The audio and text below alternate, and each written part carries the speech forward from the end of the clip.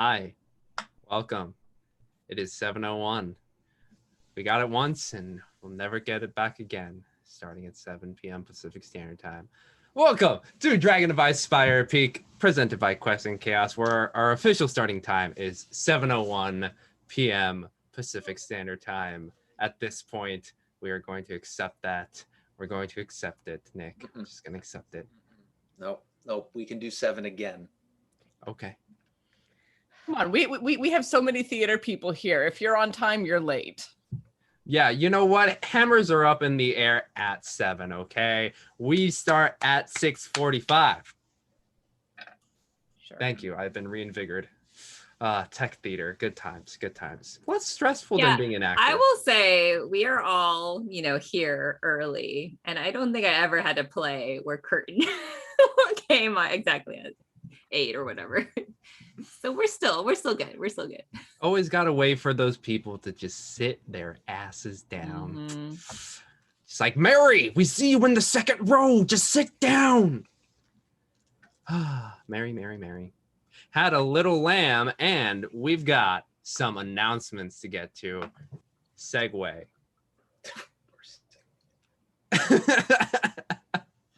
Let's see. We got to talk about our good old friends, business friends. We got Nord Games. Go to nordgamesllc.com/3.html. That's our affiliate link. While there, you can browse their huge selection of supplementary material that will make your games awesome. They got books, they got decks, they got dice, they got a whole plethora of things. And if you use that affiliate link and use the coupon code chaotic20, chaotic20, you'll get yourself 20% off. You help Nord Games, you help us, and with that coupon code, you help yourself. Also, we've got our friends at Birds of Paradise, birdsofparadise.com. birdsofparadise.com. They make a bunch of bird / Arizona themed dice off of their home state, made by your very own Andrea of the Burbs. Check out birdsofparadise.com. We got the Sequoia Sunset in Matt's screen and Tiana's the titular Birds of Paradise. Boom, bam. But if you go to birdsofparadise.com and use the coupon code chaotic, you're going to get yourself 15% off. Wah, wah, wah. Lastly, our good friend of the show, please sponsor us, D&D Beyond.com, the official online tool set of Dungeons and Dragons. I use it for Icespire Peak, for Rime of the Frost Maiden, and for creating a bunch of custom materials for our players, as well as our players get to create all of their fantastic characters and keep up with their notes and inventory and all that jazz. So check out dndbeyond.com. You've probably heard it elsewhere. You're going to hear it here again. So just check it out. Subscribe. It's got a whole bunch of stuff. They got the source books. They got character sheets. It makes playing D&D, all the technical bits, much easier. So those are our business friends, but we got you friends out there in the good old cyber webs, happy time zones. We've got to just say a few things. If you're watching us here on twitch.tv/Quest and Chaos, thank you so much for watching us live. But if you are also watching us on the VOD, on the YouTubes, or picking it up at podcasts of your choice or questandchaos.com/podcasts, thank you very much for supporting us on all the platforms that you do. And another way you can support us on multitudes of platforms is Patreon. If you go to patreon.com/questandchaos, you can join the chaos of our patron community, in which you can donate cards from our deck of inspiration created by our very own Thomas Cook. And once there, donating cards that help out our players don't die, so they don't die. Yeah. That was a dramatic reveal. Yes. There we go. Our very own Matthew Bridges, everyone. Yes, but that is D&D Beyond. That is patreon.com. That is Twitch. That is YouTube. That is podcasts. Let's give a shout out to one of our patrons who donated a card to you all. NGC457 is giving y'all boosted quick thinking, which allows you to impose disadvantage on a creature within 40 feet of you, using a reaction to do so. Yeah. Cool. It has to be a scoff.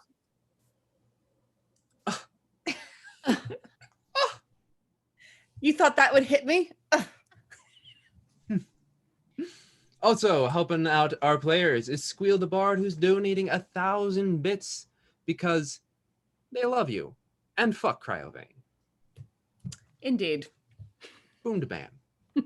Congratulations, you got 2 inspiration. Using 1 inspiration to add a d6 to any d20 roll, or using 2 to pull 2 random cards out of the deck of inspiration and choosing 1. And also, because they need it, Slightly Tove is giving 1,000 bits to Cryovane because if past has proven anything, it's not turning out to be a really great big bad evil guy.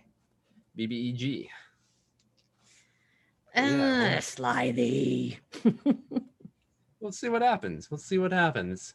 You'll be fighting on his turf. Maybe that'll change things. Doubtful. Very doubtful.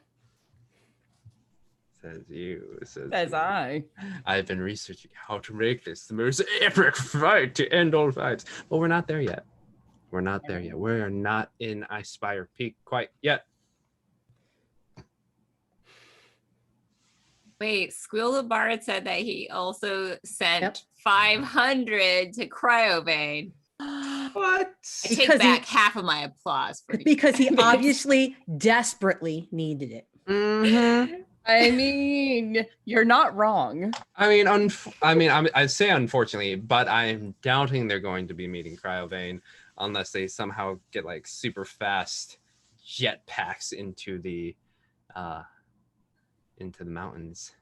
I'm getting a very befuzzled face from Matt right there, going deep into the screen. Oh, you're we muted. Can't my hear friend. you, We Matt. can't hear you. It's a good thing we're testing this early. The frustrated look. Does this work? Yeah. Okay. Today's sign language word is disconnect. Disconnect. I feel disconnected. Anyway, sorry. No, I wasn't secretly texting Thomas or anything for the past 5 minutes. Oh my! Secret. Ooh.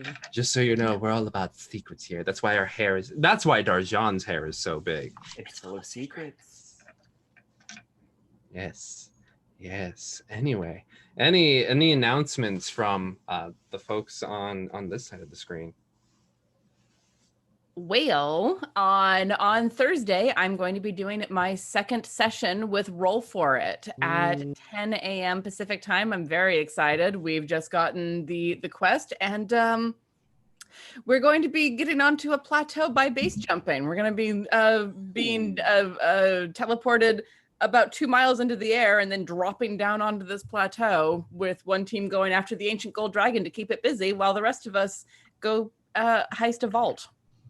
That's neat. You are all about the dropping from above. That's This one was not my choice. I had nothing to do with this one, but I'm getting my glaive wielding cleric Keladri in there, and she's all like, "Oh, these guys are going to get me killed." Okay, cool, got it. But I'm very excited about it. The first session was a lot of fun. I really enjoyed the community and getting to hang out and play with the Roll For It Ascension crew, and I'm very excited to be back again on Thursday, 10 a.m. Pacific. It's early, and I'm not a fan of that, but I have good strong tea. Cool. Yeah. Anybody else got fun things to share? right now. Oh, thanks. All right.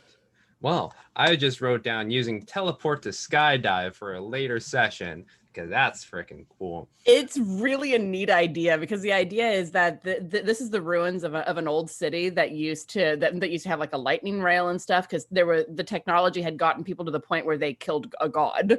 And then the technology, the god said, nope, we don't like that. We're going to take away all of your technology and destroy your cities. And so they did. And that city, it was on a plateau. It was hard to get out of. A lot of people died. It's kind of awful.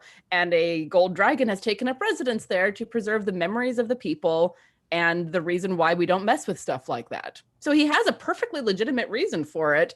We just need to get in there and steal the stuff that he's guarding. Mm-hmm. Because the Harpers need information, always. Well, check that out on Thursday, 10 p.m. Pacific. 10 a.m. Excuse 10 me. a.m. 10 a.m. Pacific Standard Time. And speaking of dragons and destruction, let's get into this evening's episode of Dragon of Icespire Peak.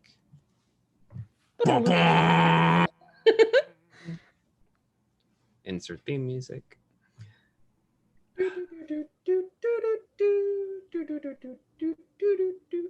I'm done. We'll have a theme song by the last episode. You say that now. Say that now. All right. Well, last time on Dragon of Icespire Peak, Tales of the Argent Sword.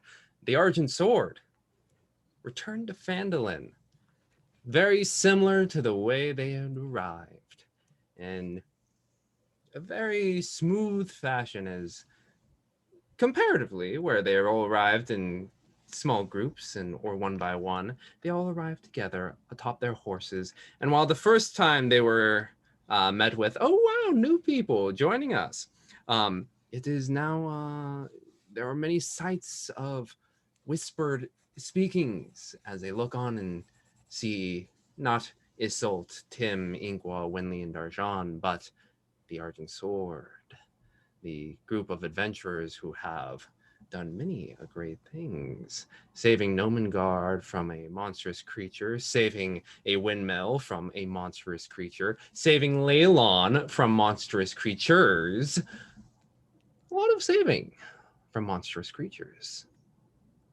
But that is the Argent Sword, and they were welcomed back in heroic fashion with Toblin Stonehill and Merkel Stonehill giving them a free room for the evening, just because they're fucking sweeties.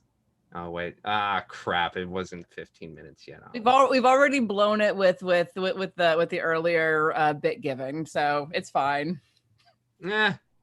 Take that, YouTube monetization. YouTube.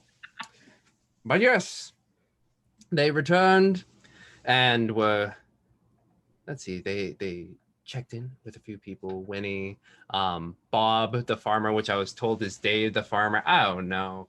Returned some horses. They checked in with Dahlia, and Tim had a little heart-to-heart about, obsession and making sure that one moves beyond that.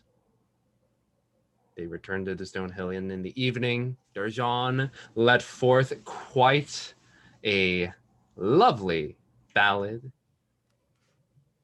And Isolt, who that afternoon visited a Phandalin miners exchange. Boom, bam! Did it. Unfortunately, did not find Ahalia there, but that evening, Ahalia did arrive. And they did spend an evening together. A fade to black, as many of our heroes faded to black, going to sleep for the evening, only for it to be interrupted by massive gushes of cold wind that blew through the town. And as they all woke up and began to scatter out into the town, they noticed that a dark, familiar silhouette began to fly over, blasting and laying waste to Phandalin with blizzard-like cold. But they are the heroes of the Argent Sword, and they did not allow that to happen. No, they dealt hearty damage to Cryovane, with even Isolt hopping on the back of this large white dragon. Huge white dragon, if we're doing semantics. Huge white dragon that began to soar, actually, not soar upwards, first get grappled by Inkwa's new animal companion, Mimi, crashing into the ground and attempting to escape, doing so with Isolt still on his back, doing a barrel turn, and as Isolt fell 100 feet, not 200, she's still alive, don't worry, y'all. Boom, boom, landing on the ground. Winley did a quick heal, and they returned back to Phandalin for a familiar but even more devastating sight. Larger structures of ice lining the skyline that is Phandalin, with folks screaming. Halia in a nighttime robe with no regard for decorum, just trying to get people moving and people to help all of the residents of Phandalin. And that's where we begin. You all on the southern gate side that Cryovane crashed through. The wall broken to splinters. And there before you is chaos. What do you do? Well, our stuff is still in one of those buildings. Maybe we should go to that one first. I want to look around and take stock and see if we can tell which buildings are the most affected and which ones are most likely to have people in them, because this was recent enough that we can like get in and see if we can help people. Yeah, Yes, I remember the inn was iced over, so I It think was. Winley would be like rushing there. Mm-hmm. Is the location that was used as a hospital last time standing? The town hall still is standing, though it is near the near-ish to the inn that it did get clipped a little bit, but it's still standing. Well, yeah, while Tim has expeditious retreat up, he's gonna go around to the damaged buildings, try and find injured people and haul them there as quickly as possible. Okay. We have what Winley's doing. We have what Tim's doing. What are other folks doing?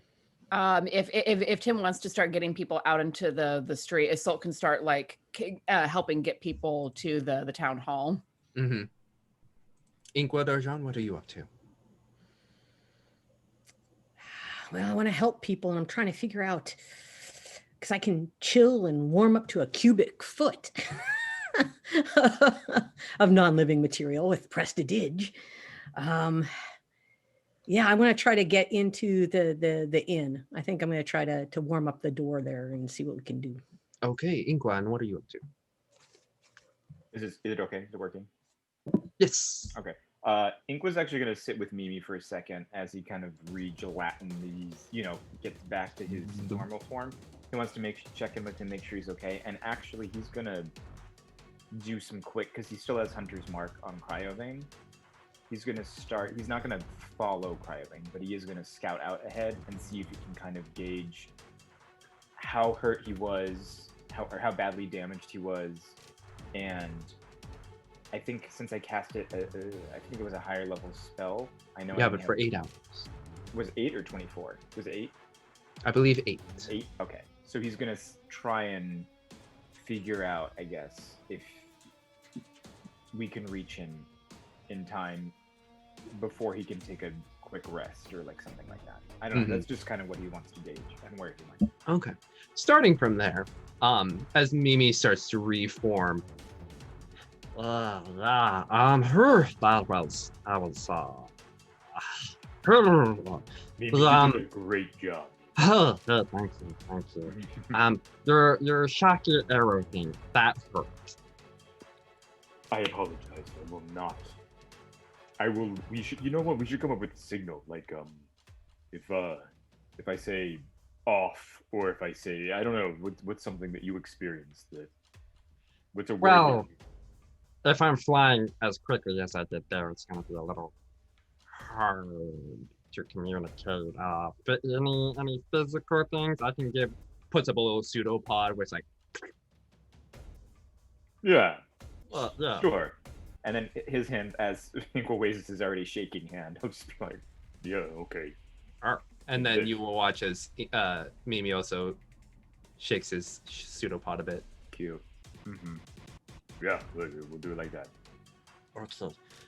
And as you have this conversation, you begin to take track of Cryovane. Roll a survival check for me, please. Sure. And I believe it's a favored enemy, so I think you get advantage on that, right? That's very good news to hear. Because that was going to be an 8. This will be a 21. 21, indeed. You knowing dragons and their ability to fly, catching them is going to be incredibly difficult. especially without the lack of that kind of speed of transport. I do remember last time you did take point that it started to go into that direction that you know to be Icespire Peak. Was there any way to find out how damaged it was? Because I think I also have what is it? Sorry, I know I have something against it. Oh no, just to find it, I have advantage. So yeah, you're right. Cool. Okay. Yeah, and there was quite a bit of blood, especially in the portion where Cryovane landed, and you do see a trail that does lead off. And as you do travel further and further with this blood trail, due to height and due to speed, the amount of blood does thin out. Sure. All right. But yeah, you spend your time doing that. Meanwhile, Darjan, you head over to the Stonehill Inn, and fortunately, the front door is intact. However, the blast seemed to go across the midsection of it, and as you open the door, you see this massive ice sculpture that has just like paved a way through. All of that frivolity and mirth that you saw in this central area before has just completely frozen over. Do I see people in the ice? You do see one.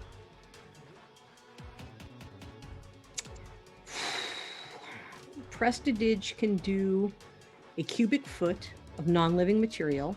I can warm. And I can cast it multiple times. Yeah. So I was part of me wants to just rip it open, but I don't want to hurt the person inside. So I'm going to try to see if I can at least melt. And then is there any other thing I can flame? I can. So is everything is just iced, or is there? Yeah, there is a pretty large coating of ice, and some parts of the building itself, like it got pressed in by the force of the wind, and it just kind of like went up along some of the beams. Okay. So the person I can see, I'm going to try to get them out. I'm going to do prestidige, and I'm going to try to light something on fire and melt. Okay. Yeah, you start off with that fire, and you have to keep your bearings about you as the ground is a little slippery, but you take your time to get over there, and you start to melt the ice around this person, and they are face down on a table. Seems like they were sitting in a chair, just sleeping alongside. And as you melt it away, you see the familiar face of Old Man Jenkins.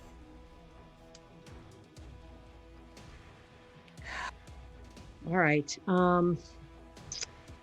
I am not perfect at doing spells and helping people, but I want to see if he's alive or not. Medicine check. Yeah.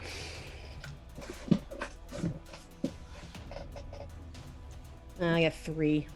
3. Winley would have rushed in there too. So can she? Oh check? yes, you both went in there. Yeah. Yes, and go ahead, Winley, make a check as well.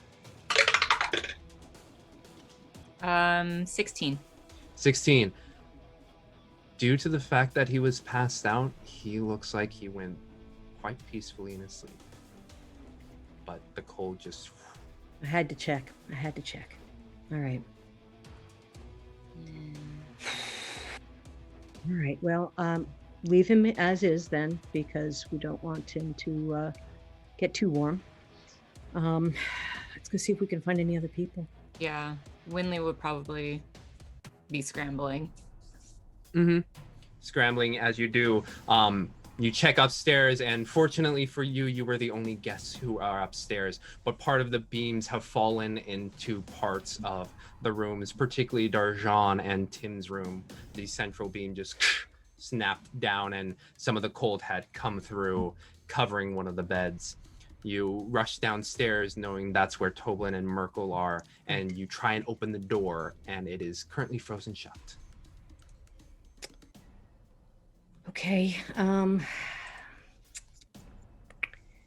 It's not mending that's going to help this. Do I still have any prestidigitation I can throw at it? Oh yeah, Prestidig, you can do that all the time. Okay, I can do that all day. I'm going to do it all day. Let's see if we can. Yeah, you slowly begin to warm it.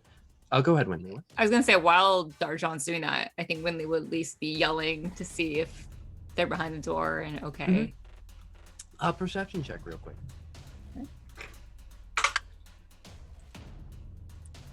That would be a 21. 21. You do hear some moans and groans on the opposite side. How can I do this? Are you two okay in there? We got there's a beam on top of me. Shoot. Okay. Can Winley use destroy water on ice? Yeah. Oh, sweet. I back up. She will. Oh well. Okay. Yeah, it's for 10 gallons, so it should be fine. Mm-hmm. Yeah. So she's gonna cast destroy water. You watch as the ice quickly turns into water and then vapor, and you see a dry door before you. She'll storm in, or she'll carefully try to open the door. Yeah. Mm-hmm. And as you open the door, you feel something pressing on the opposite side, and as you slowly press through, some wood just boom comes down, and you can see amongst this tangle of architecture, you can see Merkel on top of Toblin as one of the beams is resting on top. Oof. We use like unseen servant to help us pick up stuff. No. Heavy. Yeah. It's too heavy. Yeah, because it's like they can interact. Yeah, with. Winley would rush to an open window to see if she can yell down to the street below if they face the street, or she'll run to the nearest window that faces the street to see if she can. I don't want to shatter. I would say you would have to rush back outside since they were on the bottom floor. Yeah. They live on the bottom floor. Got it. Okay, got it. But you rush out to the street, and there you see just people scrambling as Holly is directing people. She'll go. Wait, is Holly strong? I don't remember her build. If you go up to her right now, you can do a quick check. Okay. Well, I mean, I would have noticed that. The player, does not remember what her build is. Totally want to do. She has a pretty lithe figure. Mm. Tone. Okay.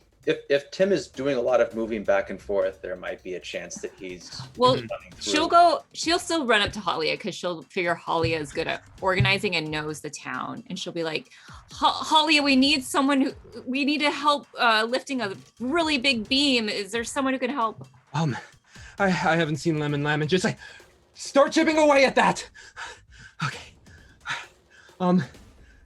You, and she like points to one person who's just like trying to lift a beam at the moment of just like trying to get into their home. Help Winley here. And you watch as someone puts down a beam. It's like, how can I help?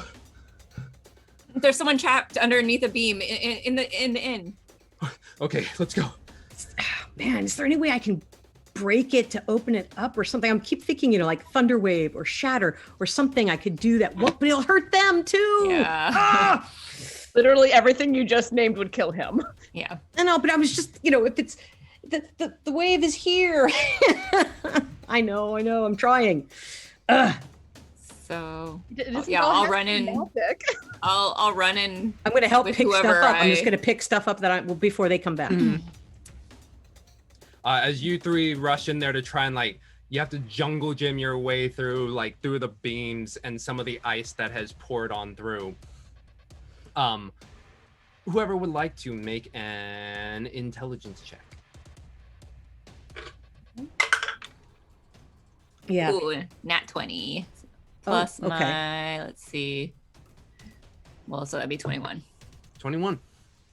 As you're climbing through, you're looking up and you notice that the beam that is pressing down on Merkel and then who is also on top of Toblin at the moment, it is not a full weight down, but if you are not careful, you could have more of the building come down.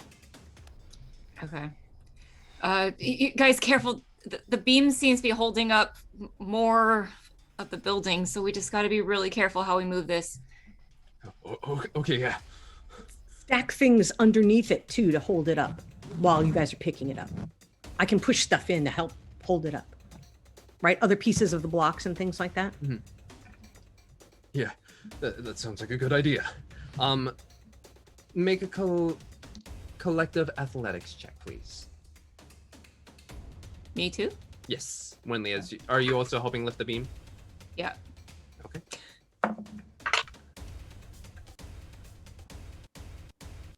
Uh, 14. 19. 19. This guy rolled well too. So as you do this process, that takes about 5 minutes of just collective focus and constant checking in. It's like, okay, do we have enough? Do you have enough? You lift it up enough where you can see Merkel finally untense his body as the beam is held upwards, and you begin to slowly move Toblin and Merkel outwards, having to definitely carry Merkel through, and it is difficult. He is a very large man. But eventually, you 5 are able to make it out of the Stonehill Ring. Okay. How are they looking? Merkel seems unconscious. Okay. So Winley is going to just cast Cure Wounds at second level on Merkel. 4. Get my dice here. 12 plus 20 hit points back for him. 20 hit points, nice. Probably due to the adrenaline and the sudden shock of the beam, he remains resting, but has a much more pleasant face on compared to prior healing.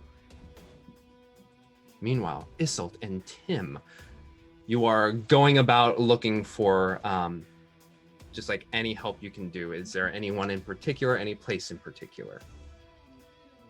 I'm taking stock of the larger houses. I remember the approximate flight path of Cryovane. I'm trying to think who would have been inside the houses and been trapped there. Just taking stock, not any one place in particular, besides maybe the blacksmith, if that was in the line of fire. For your information, Tim, also, I'm assuming you're thinking about it. Yes, the blacksmith was in the line of fire. I suspect both of us are making our way there quickly. Yeah, and that one's farther out, right? That one's more like southeastward, whereas the gate that you all originated from is southwestward. Oh yeah, I'm not worried. I mean, obviously I'm gonna go check the blacksmiths first, but like my rationale right now is I can move faster than anyone. So if anyone's gonna be best equipped for getting people furthest out injured to the hall, Tim would be the one to do that. Isolt, as you're Isolt, as you're running through, you watch as Tim just like carrying people on his back one by one, just like vroom, vroom, vroom, vroom, vroom, vroom, as he just like keeps moving back and forth. You make your way to the line shield coster, where you can see a not completely engulfing the building, but clipping a large portion of the backside, a pretty large ice structure. Okay. Does it look like it's encompassing the living quarters? It does. Okay. Is there any immediately obvious way to get in? Perception check. Okay.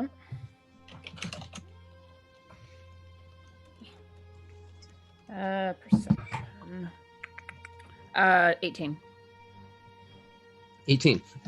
As you look about, you are seeing the You're trying to find your best way in, and you see the front door that you normally go through has not been encased in ice. And as you're about to make your way forward, you watch as Tim just vroom, pulls up right behind you. How does it look? Well, the back living quarters are encased in ice, and there's not a good way to get in from back there. So I'm going in this way. You want to come? Yeah. All right. And I'm gonna push the door open and start calling out for Dahlia and Celia, and I forgot the other lady's name. Linen. Mm-hmm. Start calling their names as I'm making my way through, trying to find the door back to the living quarters from in here. As you look for the door, the frontal part of the shop seems oddly undisturbed based on the chaos that has happened. But you can see right back there, almost like cutting it in half from the counter of the shop and counter back. Massive chunk of ice. Okay. Is there anywhere that I could get a crowbar into it to start prying chunks of ice off? Easy enough, especially with all of the array of metallics around you. Right. I'm assuming Tim will also join in this endeavor. Yeah, but I'm wondering if there's any, if they had a barrel for quenching or any actual wet water still as a water source available. If I can spot that. Perception check.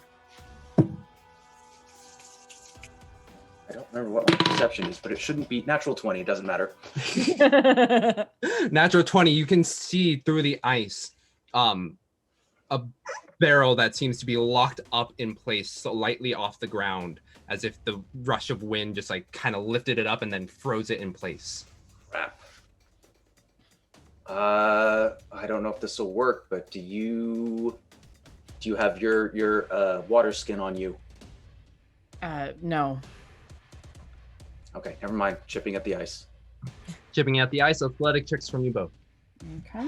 I was hoping I could use some water to help defrost key parts of it or whatnot, but I don't think I have enough. Ugh. 24. You know what? I still got some luck left, don't I? I think so. You didn't use any for the prior day. Yeah, I still got. Just kind of wrote into Phandalin. Yeah, I have. Yes, I will take the 19 instead of the 2 for a total of 26. 26. You both, invigorated by the adrenaline, just start chipping away at this, and not being a structure intended to stand, but just a structure that happened to be. You make quick work of it as you crack through, and eventually you find your way coming through chunks of ice, the door to the living quarters. Okay, I'm gonna not even knock, just pound my fist against the door and be like, anyone in there? You hear a muffled. I don't know why you did that. Tim's got the crowbar into the door. That's not enough time to. Just verifying that someone's there, and just start getting that door open. Yeah, I'll carry over from before, just as both hinges of the door, you both get on the opposite side and just watch as it falls down before you, and you see a very cold looking room and what appears to be a blanket that has a lump on the inside. Yeah, get to the blanket and see who's underneath it. Is there anyone else? As you try, or the blanket itself is frozen, you have to take your time, and like an egg, you kind of crack it open, and there inside you see Linen has taken up both Celia and Dahlia into her arms and just covered as much as she could of her. But she is holding tight. Is she alive? You can...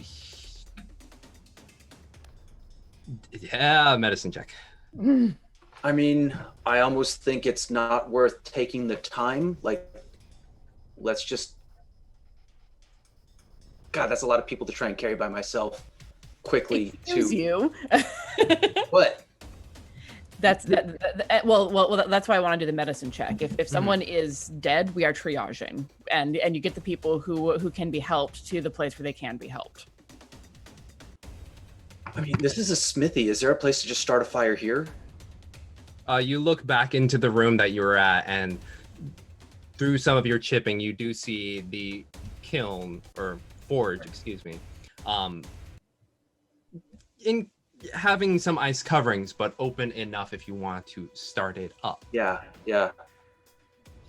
Dirty 20 on that medicine check. Dirty 20, she is dead. Okay. But her position has solidified due to the cold. Okay. This falls under, I don't like this. I don't like this at all. All right. Well, Tim doesn't know that. He's blissfully unaware. Cool. If I'll leave him to deal with the forge and start trying to work Celia and Dahlia out from under Lenen carefully. Mm-hmm. I do not want to shatter Lenen. Dahlia has enough trauma. Yeah. I would say with that medicine check and athletics check, you have the tact to move them out from basically underneath her chest, and slowly moving them out. And Dahlia is in shock. Mm-hmm. And Celia has the well-worn eyes of someone who has seen worse. All right. I will pick Dahlia up and hold her. Mm-hmm. And I don't know, wrap my cloak around her as well, just to try and help warm her up and like guide Celia out into the main area. Is it worth starting a fire here? We need to consolidate. I mean, while you were doing that, I was. So the question is, how good of a fire have I started in the time? It's because those bellows will get it going pretty nice, pretty quick. Yeah. You come in assault to almost an assault of heat based on the coolness from before, and now all this sudden warmth coming from this forge that Tim is just working his way at. Stagger for a second as I go from cold to hot and just... Tim, there's not much more that we can do here. Okay. Celia and Dahlia are here. Should I carry both, or you want to carry Celia? I mean, I already have Dahlia in my arms. I'm like, I'll take Dahlia if you want to get Celia, get her somewhere warm. Okay. I mean, I'll take Celia over to the fire really quick, just as kind of like a pit stop, and then I'm off. Yep. As you two all reconvene, you five continue to assist where you can, helping the rescue operations. Winnie using her horses to pull larger portions of debris. You watch as Anders and an older man try and lift up a beam that is currently trapping Thistle, one of the shopkeepers from Elmer's general store. But you all work hard into the morning. And as morning comes, the first signs of winter do as well, as small little flakes begin to fall. Would be beautiful as it dapples the sky and the tan ground, but if it were in different circumstances. But morning comes as you all do your work to help Phandalin get somewhere from being smacked onto the ground onto at least its knees. And as you five begin to check in with one another, noticing that what can be done has been done, you all find yourselves at the porch of the Stonehill Inn. taking a brief respite.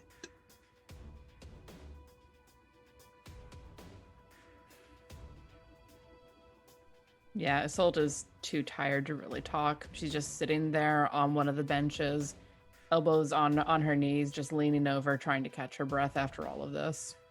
Just bone tired. There's nothing else we can do here. Should we leave now? We need to be in better shape. There's We'll not much we. We'll have time to rest on the way there. Think taking our horses out of town and camping out. The horses won't make it. Not up We to the have to mountain. leave them, and there's nowhere to do that. So unless, and then the town's had enough damage, if we take their horses out in the mountains and leave them there, they're already going to have a hard enough time recovering from this. So the way I see it, it's all the more reason to leave now on foot.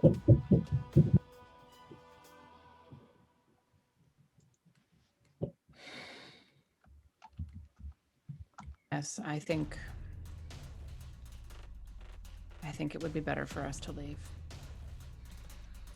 The longer we stay here, the more that Cryovane is going to train his beady little eyes on Phandalin, and this town has had enough.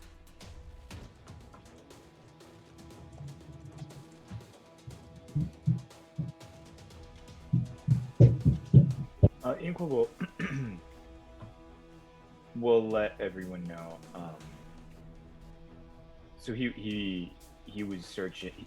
Part of his, like, I guess his thing last night, he was searching through where Cryovane crashed to find clues, maybe something that he dropped, and then so he'll pull out. How many are there, James?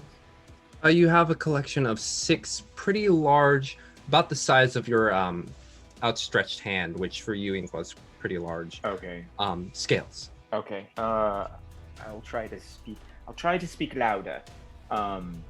But yeah, so I'll hand out the scales that I found. They're like the white scales from, I guess each of us gets one. I'll hang on to them. Not as a memento or anything, but just kind of as a, this is all I could find. And then also, would I know how long it would take on foot, judging from what I saw the previous night? You remember, based on pathways that, and I'm assuming Isolde talked to you about their time with the map at the Phandalin. Yeah. Yeah, I made a point of telling everyone about that. Mm-hmm. Yeah. The fastest way to that point would be to go to the Mountain Rib mining camp and then start to ascend upwards in terms of known paths. And is that like a day journey, or is that like to the Mountain Ribs, you guys walk there and it took a day from Phandalin. Yeah. Let's go. All right. I'll go check in on Dahlia really quick, and then I'll be. Yeah, we need to like gather our stuff and everything. Yeah, get Do we- bed rolls at least. Yeah. Inqua, do you still have your cart? Man, has it survived all this stuff? Or are you talking about the cart, like the cart when we first left to go? Bessie's cart, or whatever cart we used last time we left and came back. I'm pretty. Wasn't it destroyed? Did it I get think you destroyed? left it at Mountain Rib. I think we did too. I That don't would make think. sense. I think we carried stuff. Yeah, because it was. I thought that we tried to use it to like barricade ourselves. I remember that, and then it was taken. Okay. And then I don't think we brought it back. I think it was broken down at some point. Okay. Fair enough. Yeah. I have the ability to summon a horse that's not going to have a problem with all of this, to at least get things a little bit further. But if there isn't a cart that we can use, that's a little moot.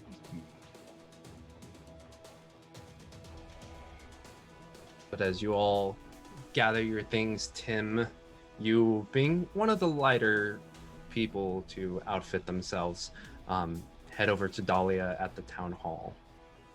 And you see her wrapped up in a blanket as Celia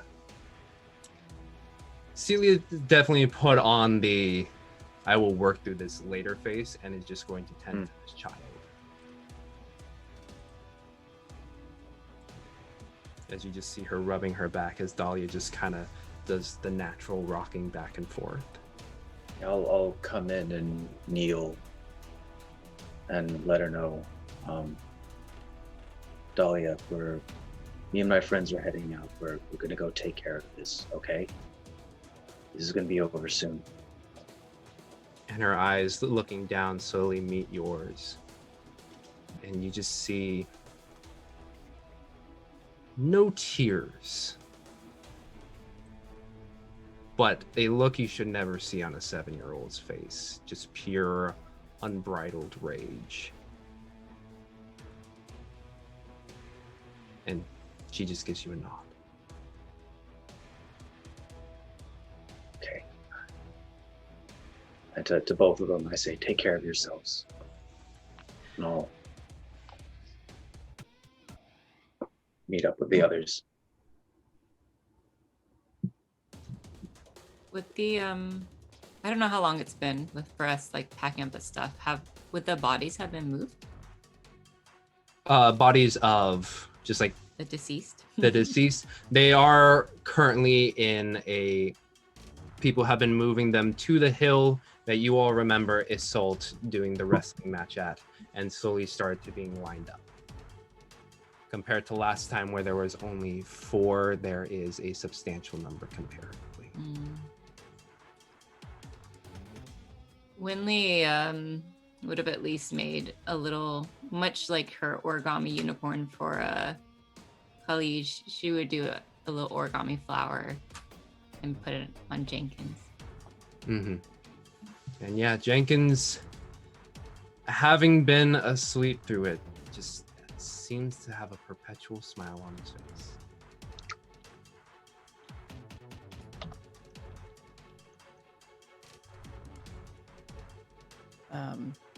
Before we go, I want to check in with Halia. And you see, for the first time, you have to search for her a bit. But you do find her behind some buildings, just back against the wall, crouched down, seated against the ground, staring up at the sky as small snowflakes just continue to kiss her head. I'll approach slowly. Not quite sure how. Not sure if she's mad. Not sure how angry she is right now, because I know what my mental state would be right now, but I don't know what hers is. And as you approach, her eyes slowly glaze over to you. And then she turns back to looking up at the sky.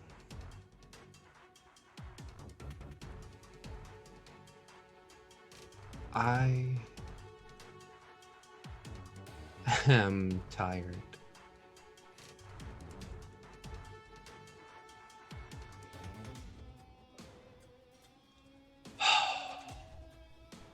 And she just continues to stare up at the sky. I'm gonna sit down next to her, just like pressing my shoulder against hers. Mm-hmm. My friends and I are leaving shortly. We're going to track the bastard down to its lair and kill it. Mm-hmm. And as you say that, her head turns slowly to you. And you can see the tears start to well in her eyes. And she just hugs you very tightly as she buries her head into the nape of your shoulder and neck. Mm-hmm. And fills the silent air with her cries. And I just hold her, just like pressing my head against hers, tears filling my eyes. I'm so tired and so done. I have seen this too many times, and this little town doesn't deserve that. And I don't sob openly because it's not my place to do that. This isn't my town. But I'm grieving with her and holding her through it.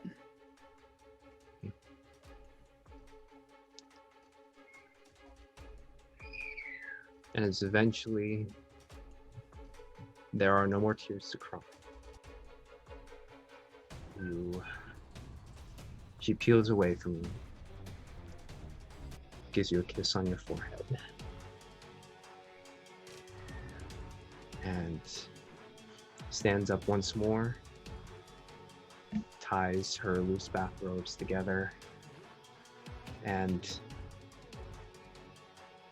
as with all the dignity you have ever seen her with, she leaves you and strides out. Before she gets out of sight, I'll be like, Halia. She does not turn to you. She decides her back towards you. If all goes well, I'd like to come back if I'm welcome here. And without turning, she just says, always. And then she walks out past one of the buildings and you lose sight of her. And I don't quite smile because my heart is too full for that right now, too full of tears and pain. But there is a bit of a release of the tension in my shoulders. Just, okay, there's something to come back to. And sometimes that's all an old soldier needs. So I'll rejoin my friends with a little bit of a lighter step, but still just trudging. Mm-hmm. You all have your stuff and begin to make your way out. On Tim's return to the group, Ink wants to ask, Tim, how is Dahlia? Were you able to have a moment with her? I did, but she's lost so much.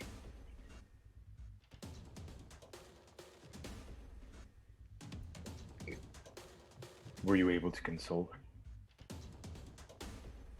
I don't know if that's even possible right now. But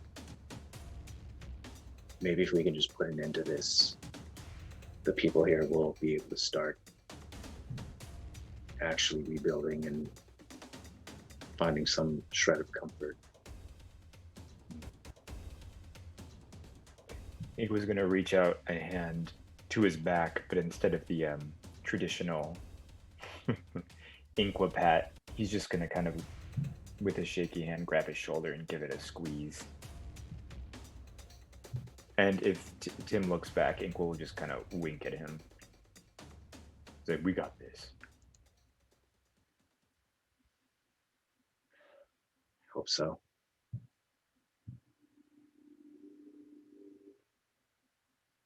Cool. As you gather your things, you begin the long march towards Icespire Peak.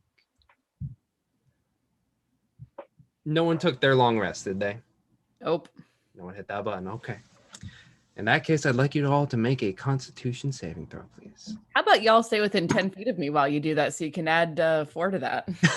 I like that. Yes, Group let's all hug. stand there together because Group hug. Just, stick close to me, friends. Okay, that'll be a 19. Mm-hmm. Wait, we get to add 4 or we add a D4? You had 4. Yeah. Flat Add 4. 4? Automatic? Okay, Four. good. Automatically, I as long- needed that. As long as you're within 10 feet of me, you add a flat 4. 13. 13? 19. 19? 23. What'd you get, DJ? 7. Oof. Picking up that thing, shoving rocks underneath it, beat up other people. And my instrument's gone. Actually, do an investigation check. Yeah, I was going to say, I thought it was gone because everything you said it crushed into our room. It got broken, but One of the beds was hit. Investigation check. Were you sleeping with your loot? wouldn't put it past them. Yeah. I got a 10 altogether. 10. You need help finding something? We wouldn't just leave the room. Roll with advantage, Julie. Oh, you guys, Fateful Encounters is rating with a party of 27. Oh, Hey, Friends, welcome. Fatefuls, yes. Oh. Woo! Oh, okay, that gives me 21. 21. Okay. Thank God. As you pour through, oh yeah, so welcome, Fateful Encounters. They just were part of the how should I say this, rescue operations after a white dragon attacked a small town. Again. Again. White dragons are vengeful creatures. It says so in the Monsters Handbook that you can see on dndbeyond.com. Excellent segue there, friend. But yes, after some investigating and pouring through the rubble, Julie, Darjan, almost as through luck or some abnormal way of physics, you look underneath the bed of the crushed beam and you find your loot has slid underneath there.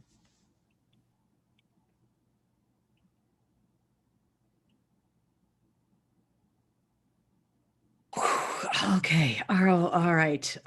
It's not a long rest, but it's something. Mm-hmm. Thank you. And while the natural warmth that Isolt's aura has slowly but surely just expanded, Darjan, it was a particularly stressful night for you, and you take a point of exhaustion.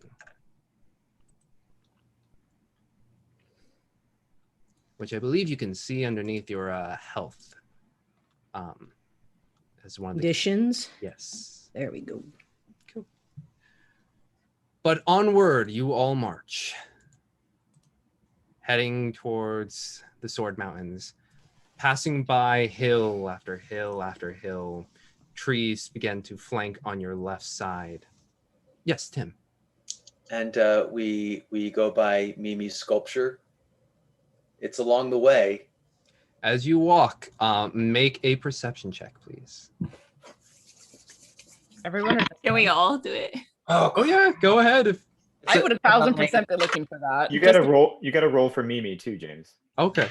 I got a Perception-wise. 22. Oh, there we go. 19. That one for Mimi. Aw. Mimi just Well, Mimi doesn't know that we left it there. Oh, that's right. Yeah, you're right. Never saw it. And I'm Yeah. too exhausted to even look at anything. But so Mimi will still be on his shoulder, but I rolled a 19 too. Or I did 18, as well. Excuse me. So. okay. We make a stop at the Mimi shrine. You do, after hill after hill, trudging on with a lot of purpose. On the march, you don't relax, but you do find yourself breathing.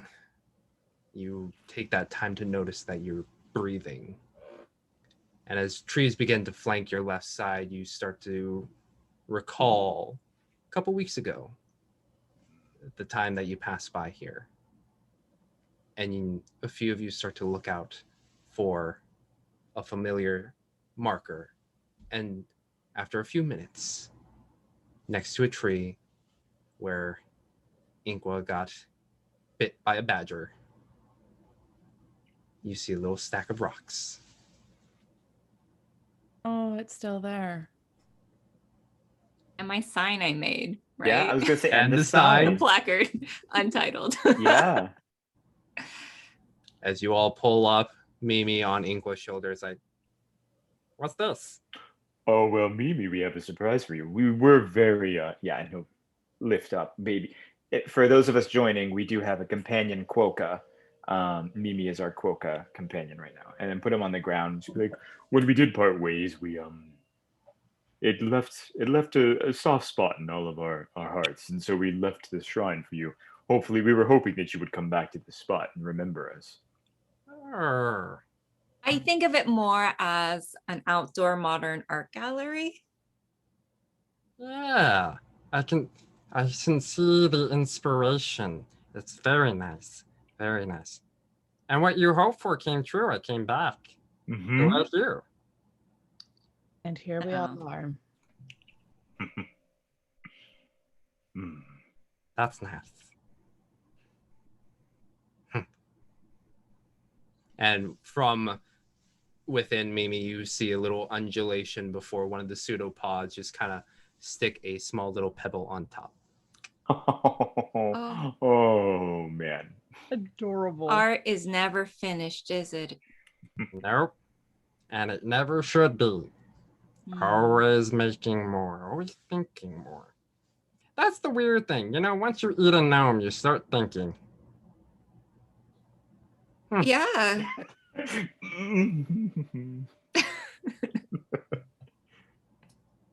Let's get back on the road. Yeah, how's about time to hit the old dusty trail? And on the old dusty trail, you all return, hill after hill, snow beginning to accumulate as you hear the soft crunching underneath your feet, some sloshing as they're not quite sticking at some points. You pass by a thin creek, knowing if you headed southward, you would head straight into Nomengard. But you do not have time for that. Nor are we welcome there. They couldn't give us jetpacks, really. I mean, I would not trust that technology, especially after we pissed off the two who would have made that kind of technology. No thanks. Yes, all you gotta do is press the button and away you go to the 9 health. I don't know what that voice was. I don't either. It was very King Candy. Yes, Oh, that's what it that was. was King Cat. I thought you were doing the what's her name from Chicken Run, Oh, yeah, her yeah. too. the inventor one. Mm-hmm. Yes. But as you all travel through tree after tree, the cliffside on your right just going higher and higher before meeting up into the mountain. And as you all reach into the base, you see before you the massive mountain range. That is the Sword Mountains. You look around and you see the traveled path that you had traveled once before. Upwards you go, hitting a few switchbacks.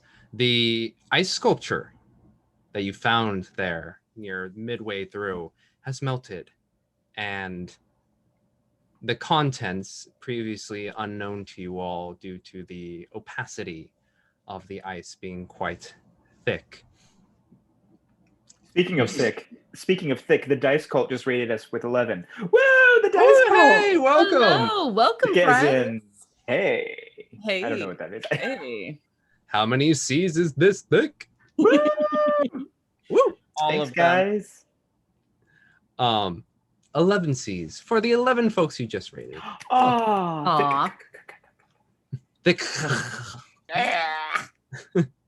But there on the ground, the ice and the snow not quite reaching temperatures, the smell hits you first as you pass by rotting orc flesh. Oof.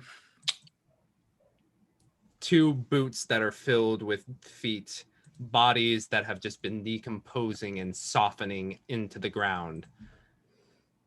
Inqua, you feel a little drooling on your shoulder. Mimi, I'm Dead pretty at sure. least. Yeah. Will it give you a tummy ache? What it will give me is a giveaway. Woo! Wow. And yes, Nick. We're doing Segue. a giveaway for a Birds of Paradise dice set made by our very own Andre of the Ooh, Birds. Birds of Paradise. yes. Ooh. They're so pretty. They're pretty. Yes, that is the Sequoia Sunset. They base Arizona. their dice. Oh, Arizona, excuse me.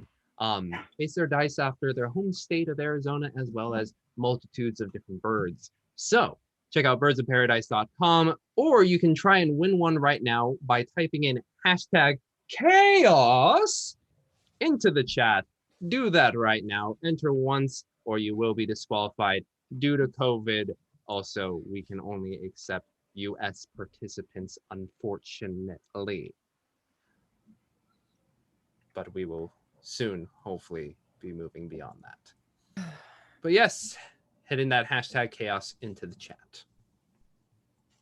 Cool.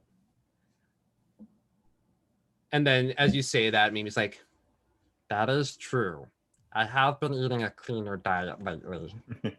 I mean, I don't think there's anything wrong with having some orc flesh if it won't upset your stomach. If you were ever a vulture, you might be able to handle it.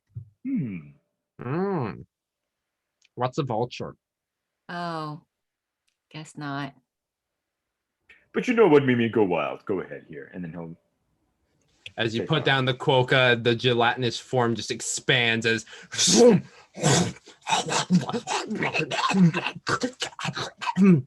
It should probably be mentioned for our newcomers that Inko's animal companion is an intelligent mimic who was in the form of a quokka, and now I'm not quite sure what form it's in. His natural form with purple gelatinous orange eyes, teeth and all, just mowing down. Well, that's him fed for the next couple days. So does the smell get better, or does Mimi have rotten orc breath and follow us? You cast prestidigitation in his mouth, and then it stops smelling. Minty. Just Febreze up in there. Well, are they all in one spot, or are there multiple carcasses on the journey up? So there you did just re-meet with the sculpture, no longer said sculpture. Yeah. But that was just the one. As you continue to ascend upwards after Mimi's little feast, prestidige that mouth with some poopery. Just dropping all the brand names. Some poop me. Exactly. Some poop me. Oh. You're welcome, Nick. Oh, no, thank you. No, thank you. But yes, as you all head up, Inko, you feel a bit of tightness in your chest as you get closer and closer to the landing. That is the Mountains Rib mining camp. You got the Phandalin mining exchange down perfect, and then Yep. had to transfer that over to something else. The wind just blows cold here as memories do enter the brain. Do I remember? Yes. I do, of course. The awful memories, you get to stick around. But remembering if a horse is injured or not, I have no idea. I think this is where we're gonna bed down for the night, right? You look over to the west and you see the sun slowly beginning to hit its, nadir. We're stopping here for the night. Sounds good. Well, I mean, it's shelter from the elements. We're not going to find a more reliable. Sorry.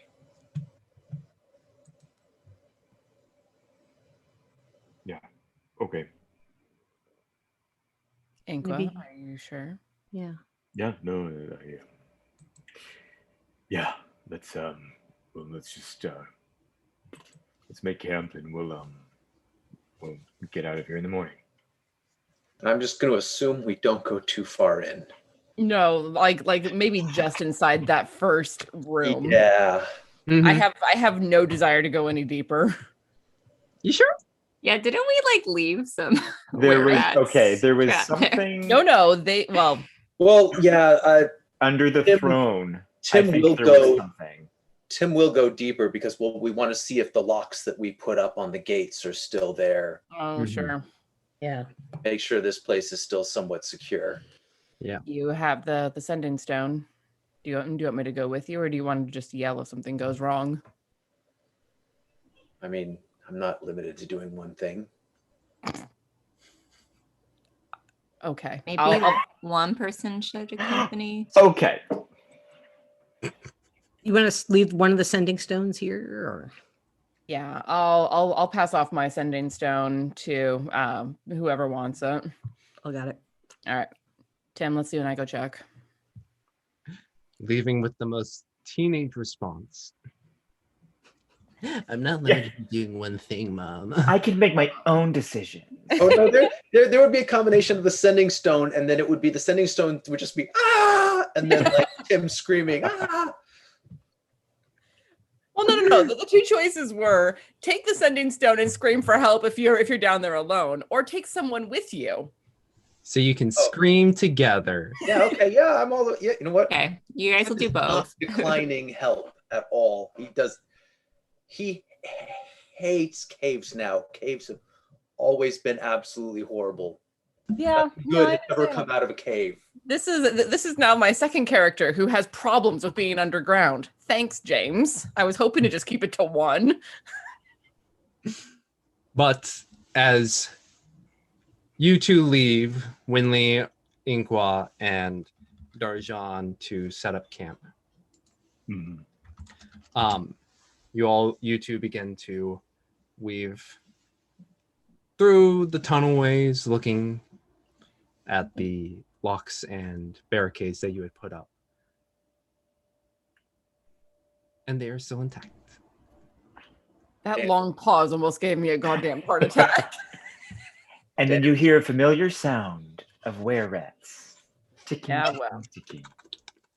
I will say this, at least now I have a magic sword. Mm-hmm. The problem with them before was that we had neither magic swords nor silvered swords. Hi. But as you continue to weave, making sure all of your exits have been barricaded, you do watch as Inqua begins to pass by at an intersection, going deeper in. You okay? Going alone? Yeah, I need to do something. All right. Tim, I'm passing the sending stone, just in case. It's okay. I won't need the setting stone. When he puts up his hand, the stone goes. Oh. Yeah. Okay. Inqua, take it. I think we're all on edge. And Cool. I would prefer to know that you have a way to get a hold of us if something goes wrong. Okay. Thank you. And as you two head back to join Winley and Darjan, Inqua, you take steps deeper within, winding through the corridors, eventually coming to the familiar bottleneck that spelt Bessie's doom. And you go a little bit further inward, and there before you, in darkness, you do remember the large throne room before you. And you stare downwards, and you can see the dark stained ground where Bessie once stood. So Inqua's gonna pull out a candle. He actually does have a candle in his bag, and he'll light it. And he's gonna take a moment to grieve and just sit there. He's gonna kneel on the ground and light the candle, touch the dark stain, and then reach into his bag with the braid that Winley made for him with Bessie's hair. And he's just gonna take a moment. He's just gonna sit there and remember the good, happy times and how old she was, and that she would sit when he asked her to, and just all of the memories they had together at Golden Fields. And when he's done with his moment, he'll leave the braid there and just walk back to the group, quietly.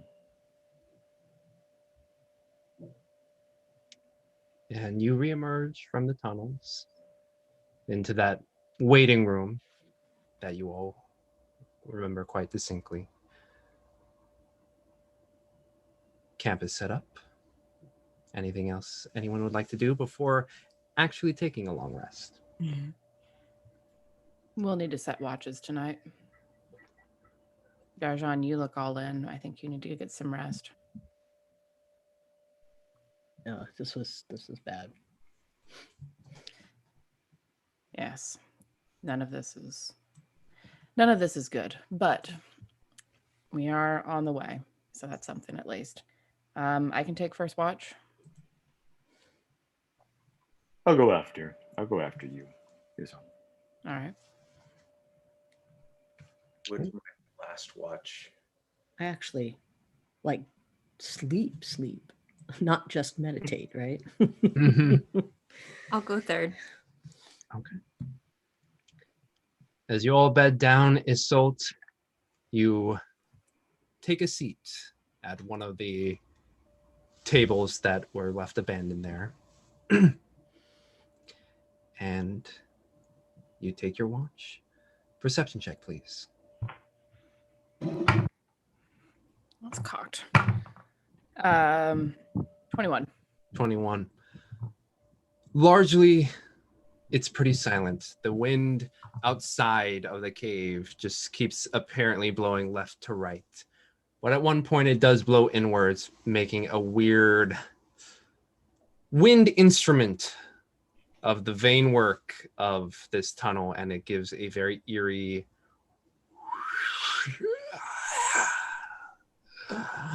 as it pulls back and out. Creepy. But otherwise, your watch goes uneventful. All right. Then I will. It was Inqua next. Yes. I'll go over and crouch down next to Inqua and gently shake his shoulder. Mm-hmm. No, my turn. Yeah. Yes. Sorry, I know 2 hours is never enough. No, it's fine. I think it was good to, I'm feeling good. Does he shake when he sleeps? He does not. Got it. Copy. Interesting. Okay. Right. Okay. Let's do this. All right. Anything I should be aware of? The wind makes some really weird noises when it comes pouring in, and it unnerved me a little bit. But Okay, good to know. just so you're aware, the wind makes weird noises up this far. Well, thank you, Assault. I will be sure to remember that for the watch. And I'll take the time that it takes to doff my armor and lay down in my bedroll, fold my hands in my stomach, and go to sleep. Mm-hmm. Inqua, perception check for you. That is for you, sir. Dirty 20. Dirty 20. You get that. You thank Isolt for the warning, as the wind does add eeriness to the otherwise quiet tunnels. You do hear at one point a little as you look over and you see a rat just kind of stick its head up and then goes deeper into the tunnel. Was it a were-rat, James? Nope, just a regular rat. Okay. Yeah, I was gonna kill it. Honestly, I think no, he's not angry anymore. He's good. Okay. Yeah. Okay. Otherwise, No. Oh yeah, go ahead. If you were gonna say everything's good, he's pat on Winley's head. Yeah, I shall be snoring. Oh. Pat. Yeah. Okay, my watch already. Okay. Oh, it is. Relaying a message from Isolt. The wind does make weird noises in here. Just letting you know. Got it. But have a good watch. All right. Perception check.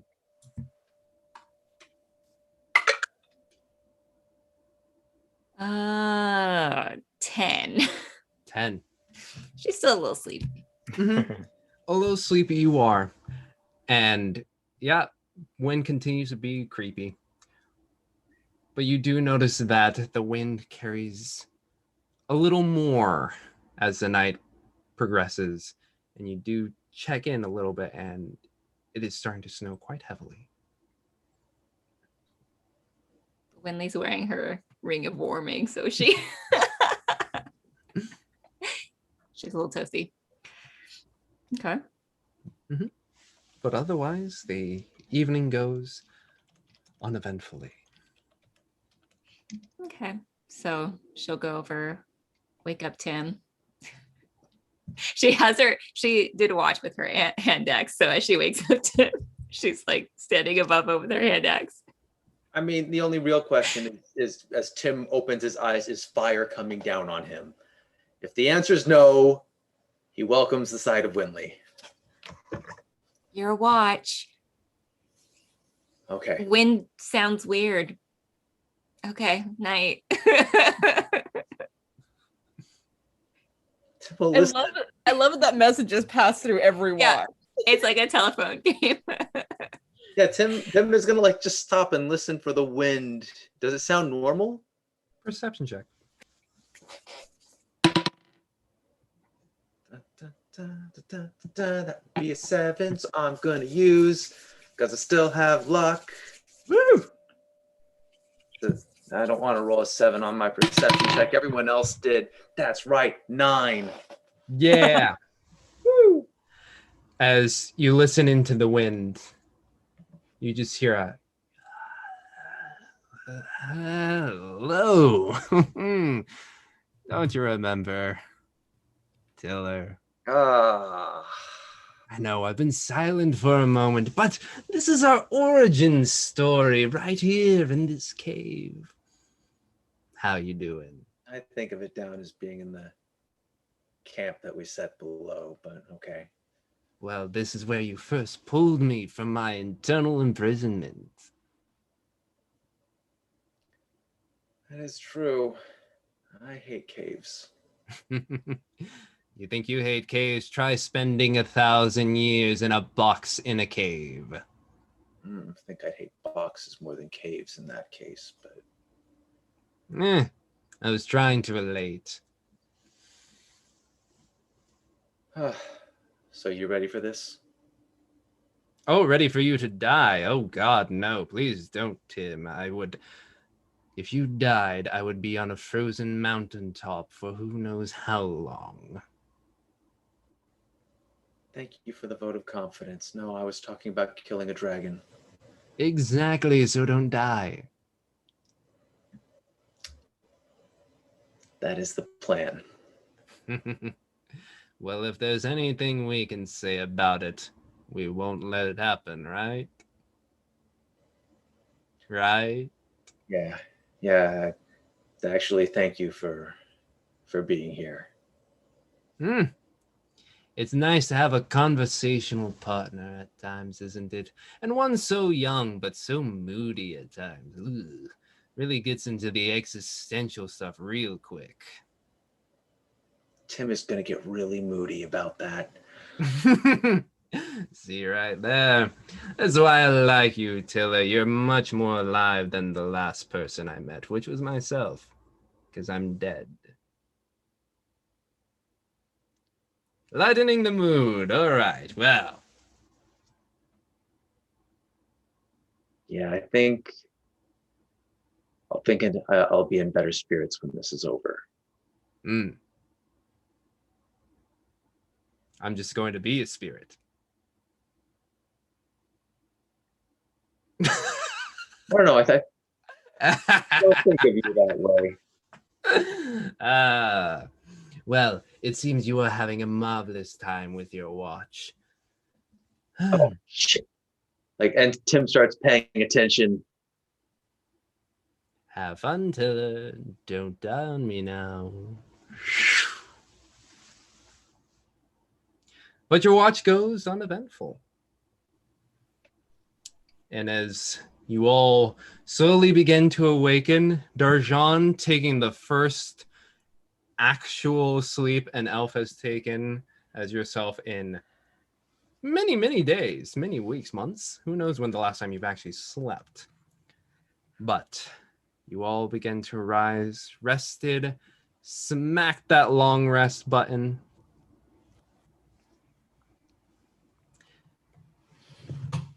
You all begin to re-equip yourselves, and you stand at the exit point. A hearty wind from before has died down to a mere whistle, but it carries snow on it nonetheless.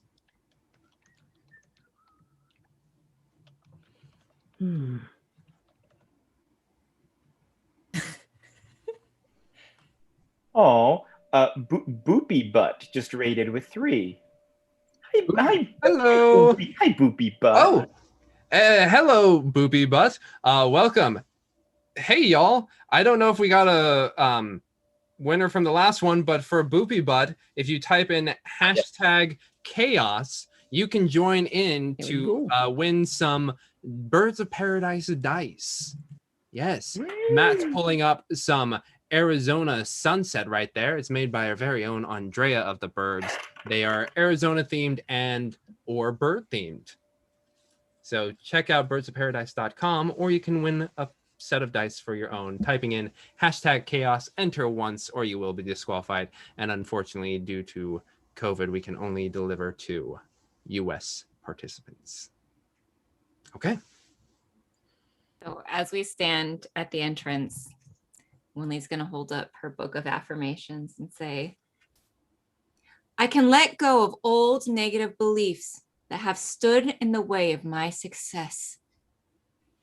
I like thinking about that because a place like this brings up, some pretty bad memories. And if we think about what happened here, we might think that we're on a doomed adventure.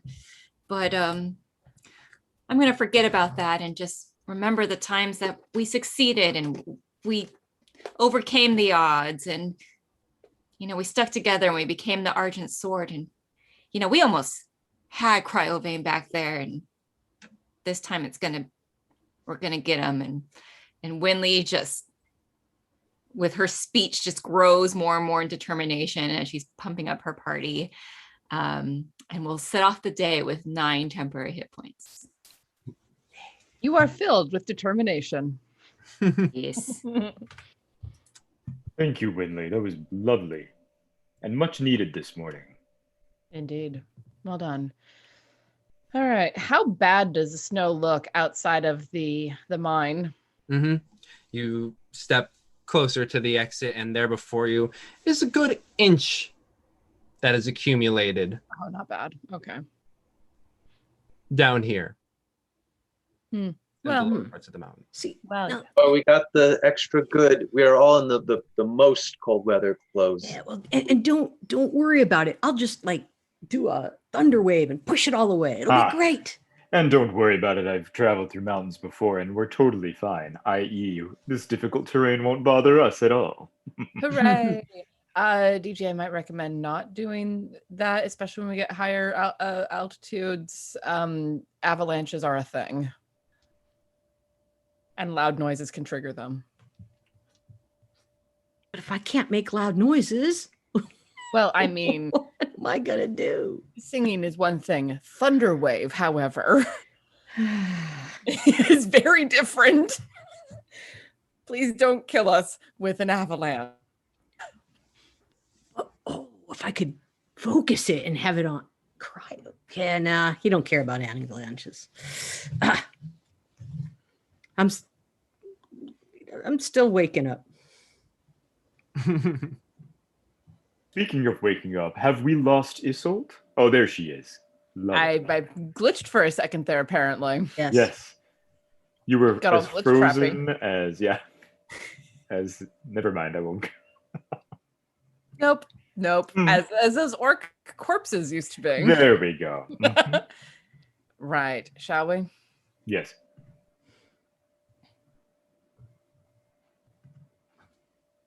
this would be the time to take a break, but I don't know if the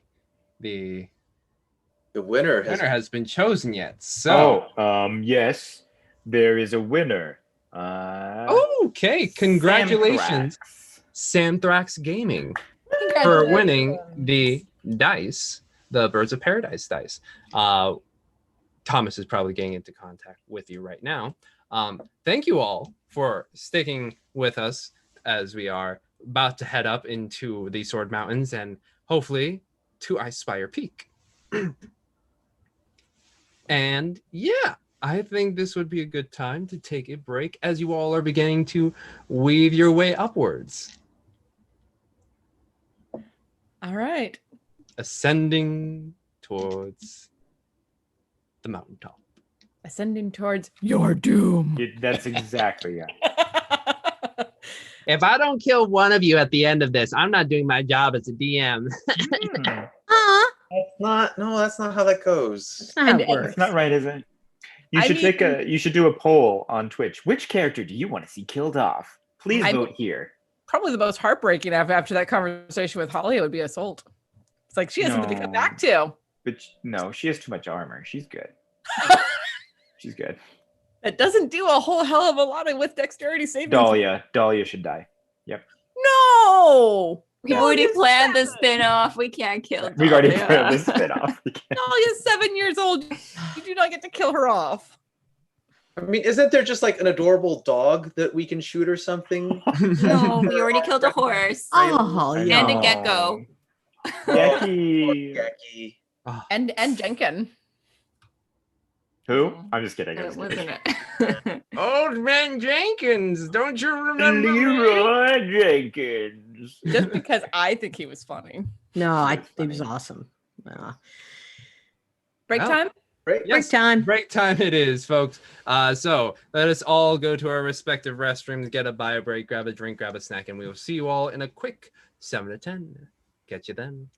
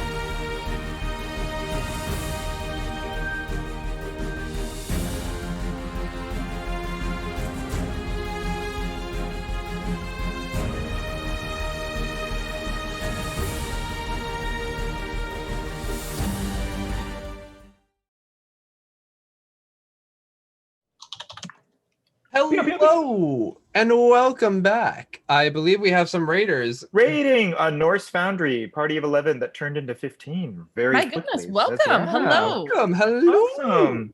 They are ascending the Sword Mountains. They are a dice company. Wow, welcome. nice. Oh, That's hi cool. guys.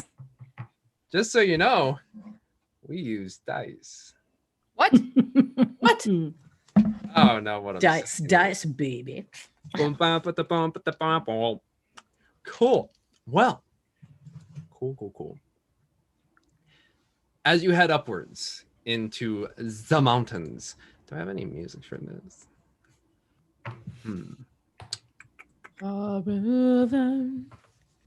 The misty mountains cold. Oh, see, we got music. You can Mariah Carey for a second. I don't know why. But as you all begin to ascend, the pathway that originally you came up on begins to, well, Inqua, since you are in a favored terrain, make a survival check with advantage, please. Advantage? Sure. That would be a 19 and a 14. So the 19. Okay. As you begin to ascend, for many of you, the pathway seems to disappear. But for you, Inqua, you start to pick up on the accents, the notes of where people tend to walk as they come down from this mountain, which gives you the idea that folks do go up and down this mountain. I did hit Sirenscape. Why isn't it? Did it go? It has colors. I'm hoping that means it's go. There it is. So for many of you, you're walking and it feels as if you're walking just on rocks, but following Inqua's path, you feel pretty safe and secure as you continue to ascend further and further up. And as you ascend further and further up, you watch as the cloud layer just ever incrementally gets closer and closer and closer before you enter it. And the entire area before you just begins to become more obscured. And as you walk, following the pathway of Inqua, I'd like everyone to make a dex check, please. Check or saving throw? Dex saving throw, please. I'm near assault. We're all- Everyone should be within about 10 feet of me. We shouldn't be too far apart. Is that Is accurate? it James? +4 to all saving throws? Yeah. That's ridiculous. It's called Aura of Protection. I can read it out to you if you want. No, I trust you. But that's ridiculous. It's kind of awesome. Oh, I That's needed good. it. Yeah, me too. Me too. I got a 12 total. 15 for me. 15. 14. Got a math I got a rock. 13. 13. Even with Inqua's expertise, there is a patch that you all begin to walk on, and the rocks begin to slide out from underneath your feet.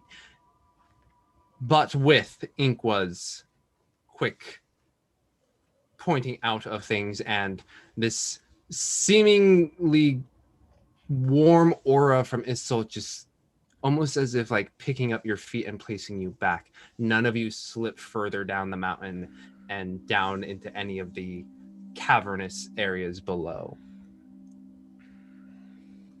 Low-key, paladins are kind of awesome to have around. That's how we start. We must break them. What? Bring it. But as you enter deeper into this fog, it begins to slowly reduce your vision, and it feels like the cold just continues to drop and drop and drop. Winley, you feel amazing.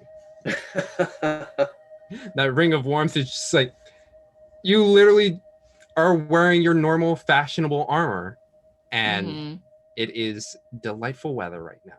I have Khalid's like scarf around my neck, but like not really that necessary. Yes. But as you keep going up and further, the cold for the rest of you begins, even with this cold weather clothing, seep inwards as the fog is thick and damp and begins to wet your clothing. It's that weird freezing fog. Ice fog sucks. Is it frozen or is it damp? Because one of those I can do something about. That is ice fog. What is it? Well, if it gets into the clothing close enough to me, it's damp. I think I should be able to handle that. So in general, ice fog is crystal frozen water suspended in the fog. It's a bitch and a half to drive through, because if you turn on your lights, it's not just the usual fog thing where it swallows your lights, it reflects it back into your eyes. Oh wow. But if it touches your skin and it starts thawing, it's water. It is water. As it gets Native Alaskan for those joining us in Born and raised, moved down here 5.5 years ago. But yes, Tim, it does get close to your skin and it does feel damp. Yeah, I'll start leeching that off in little bits as I go. Mm-hmm. And as you scatter it across rocks, whoever's behind Tim just watches as the water hits the rock and freezes. Yeah, okay. He's doing his thing. Just like every 5 minutes or so, you just watch Tim just do a quick arcane symbol in the air and watches ice just begins to encapsulate some of the nearby rocks. Also, as you go up, the wind continues to pick up.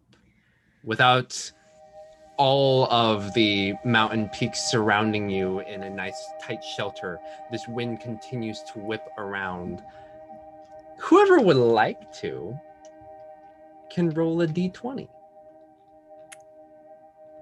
Winley's warm. Let's have Winley do it. Yeah. I don't know. Her dice have been misbehaving today. If it's the wind, I believe. maybe Tim should. A 3? Wait, am I just a d20 by itself, Just right? a d20. Like I said, her dice are misbehaving tonight. No. Potentially multiple people. Do you want multiple people or just one? Just one person. All right. 3. The wind picks up heavily as snow begins to fill the area, making the lightly obscured fog much more dense, and your vision, just even a foot in front of you, begins to cloud as wind whips snow past your vision in what is essentially a blizzard. I would like everyone to roll a survival check. Normally, and Inqua at advantage. Is Inqua gonna find us a safe place? That's what I'm hoping. I know that's what I was. First thing I want to do is find shelter if this is happening.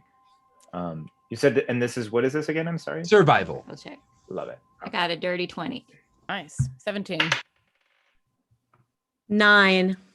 Ooh, 11.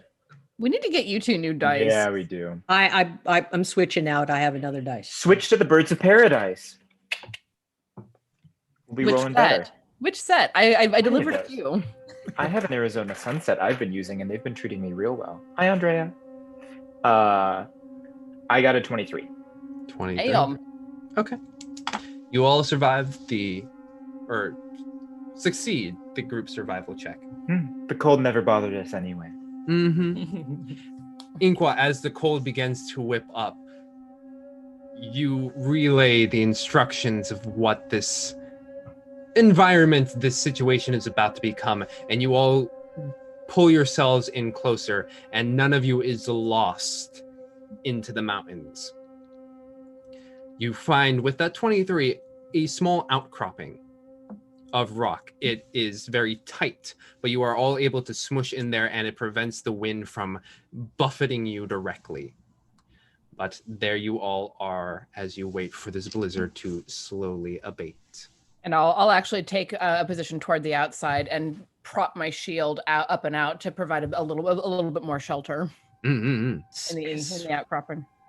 Is there enough for us to put in like even a torch or something to keep us warm? Unfortunately, the ground is very tilted like this at a solid 40-degree angle. You could try, but there is the possibility of rolling it down, and it is very cramped. Yeah. Inkwa's gonna get in the middle of everybody, and he'll be like, "All right, guys, just get a little bit closer. Just get a little closer. I've done this before." He's gonna take his shaking hands and just start going, and kind of hyperventilating into his hands to get his throat and his chest warm. So hopefully, if we're all huddled in, it'll provide some sort of something. Nice for the group. Nice. He's not gonna do his fire breath, but he's definitely gonna try and. Oops! Oh, not one. No, he's just gonna. Pepsi. Yeah, just try and keep some warm people for everybody. Let's. Someone who isn't Laura roll a d6. A d6? Yeah. Nick, are you doing it? I guess I can. They saw you reaching. My dice are cursed. I was wondering if I had a D. 1. 3. Nope, 3. It's in the middle. 3 is a nice in the middle number. The magic number. An hour passes, and you all find yourself having to shift within this little outcropping to find some comfortability. Another hour passes, and the tension, the annoyance at the weather begins to rise. At the third hour, the wind starts to die down a bit. It still continues to snow and the fog remains. However, the buffeting wind and the pelting of snow no longer impede your progress if you wish to continue. So should we I keep thinking we should make some torches or something to keep us warm, but not much here to build with. Well, and also, torches will be difficult to maintain against the wind. Yeah, I was thinking the wind's died down, so A bit, but yeah. I mean, I have torches, but I think we save fire for when we really need it. Yeah. Although this is not my area of expertise, Inkwa knows this area far better than I do. I defer to his judgment. I'm not quite sure this high up how good it'll be. I think we can push through, though. I believe in us. I think we can. Right. All right, let's go. Let's go. You press onward, and with Inkwa's make me one more survival check, actually, leading the group. At advantage. Oh, okay. That was a 7. So let's see. That's a 24. 24. While unfamiliar with this mountain range in particular, the mountains there are certain geographical similarities that at times provide markers for survivalists and explorers out in the world. And you follow these ones as eventually this very small pathway, despite the fog cutting off a lot of your vision, you step out onto a path that's about 5 feet wide. But you feel like you've been going in the right direction and that this path will take you further upwards. With that 24, can I also ask or request, has this path been recently used? Yes. I would say within the last 30 days. is when the most heavily trafficked it has been. There has been a couple movements here and there, up and down. And there is also a mysterious, deep grooving into the pathway that just kind of rounds itself. Like as a groove, as in Like tracks? a dragging tail. Yeah, yeah. Oh, that's it. Yeah, like a tail and or like a cart, like or some type of boat type. Wheelbarrow. Obviously. I'll just be pointing at it, and all of us can guess what it is. You guys see this on the ground? I don't know what this is.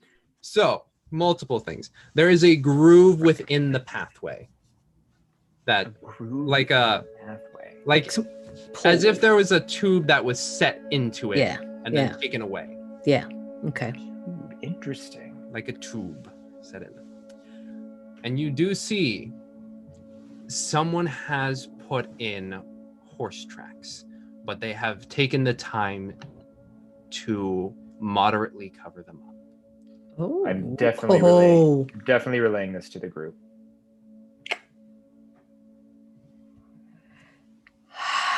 Wasn't there something about us meeting some people that we already know that may have already... Friends. Yeah, some people who are also hunting a dragon? I'm impressed that they got a horse up this far. I am as well. Sure they're not moose tracks?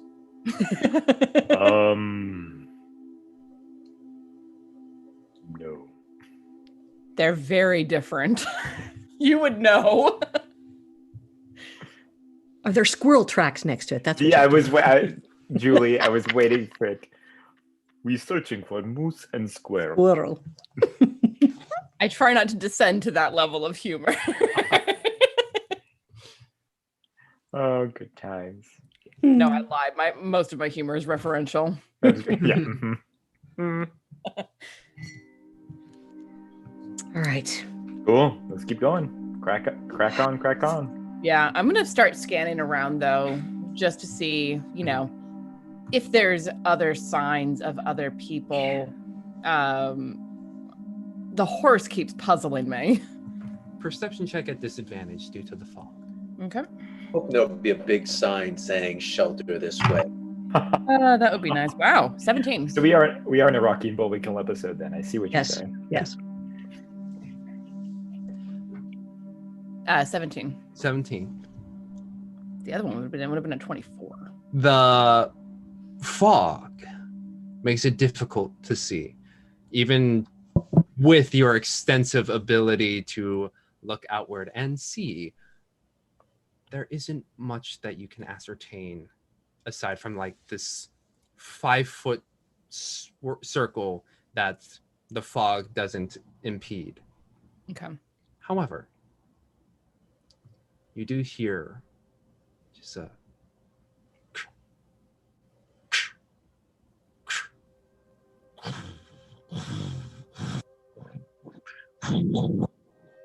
and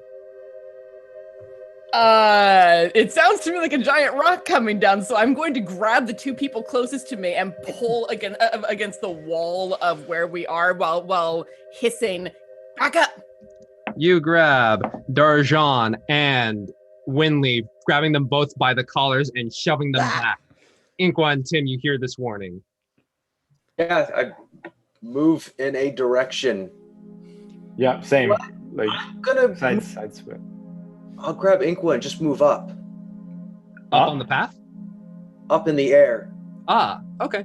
You grab him by the collar, and Inqua, you just feel yourself getting lifted up as Tim casts Levitate. As you three pin yourselves against the wall. In the nick of time, you just see a whoom as a boulder rushes past you. Down the groove? Yes, down the groove. Now we know where the groove goes. Okay. Let's not be in the groove, guys. Let's not get in the groove. Do we hear another one coming? Yeah. Another perception check, if you don't mind. I rolled a 16. 16. From this vantage point, can we see anything different? Vantage point, you cannot see anything different. Okay. But hearing wise, Tim, you hear a language you are unfamiliar with as there are whisperings happening. Well, I'm gonna drop back down and get to where Assault is. Do I hear the voices as well, James, or no? Did you roll a perception? I didn't. I'm sorry. I should have. Sorry, 18 plus something. 18 plus something, you hear it. Yeah. If you levitate, I understand it. is that the same thing as walking? What? If you levitate at ground level, is that the same thing as walking? Is that, what are the? No, go on. Sorry. I'm completely distracting from this. Never mind. Oh, you mean like if you want to like levitate like without touching the ground? No, while touching the ground. It's like I can keep up levitate, but I'm walking at ground, levitating at ground level, so I'm walking. I mean, I guess you're maintaining the concentration, but you still only have a minute. No, 10 minutes. 10 minutes, excuse me. Yeah, I mean, I don't know if I need to go back up again. So I would say it still remains. So I think we all would have been trying to listen for another rock. Yeah. Like, do us three hear these voices? Perception check. At disadvantage or? At regular. Okay. Disadvantage for sight stuff. We don't I didn't understand 18. it, right? 15. 17. 18. I would say language do Tim you would speak? point it out, but I don't think it's necessary. Inqua, what languages do you speak? I believe it's Draconic, Common, and Abyss. How do you say it? Celestial, Elvish, and Abyss. Say it again. Abyssal. Abysmal. Abyssal. Thank you. Abyssal. Abyssal. Thank you. Yeah, none of you understand it. Okay. Can we get a sense of how far away they are? They are about, seems, not being the most subtle, about 120 feet away. And we can guess as to what they are, Yeah. considering they were probably driven out of their... Anyhow, let's kill them. Mimi, But- dinner time.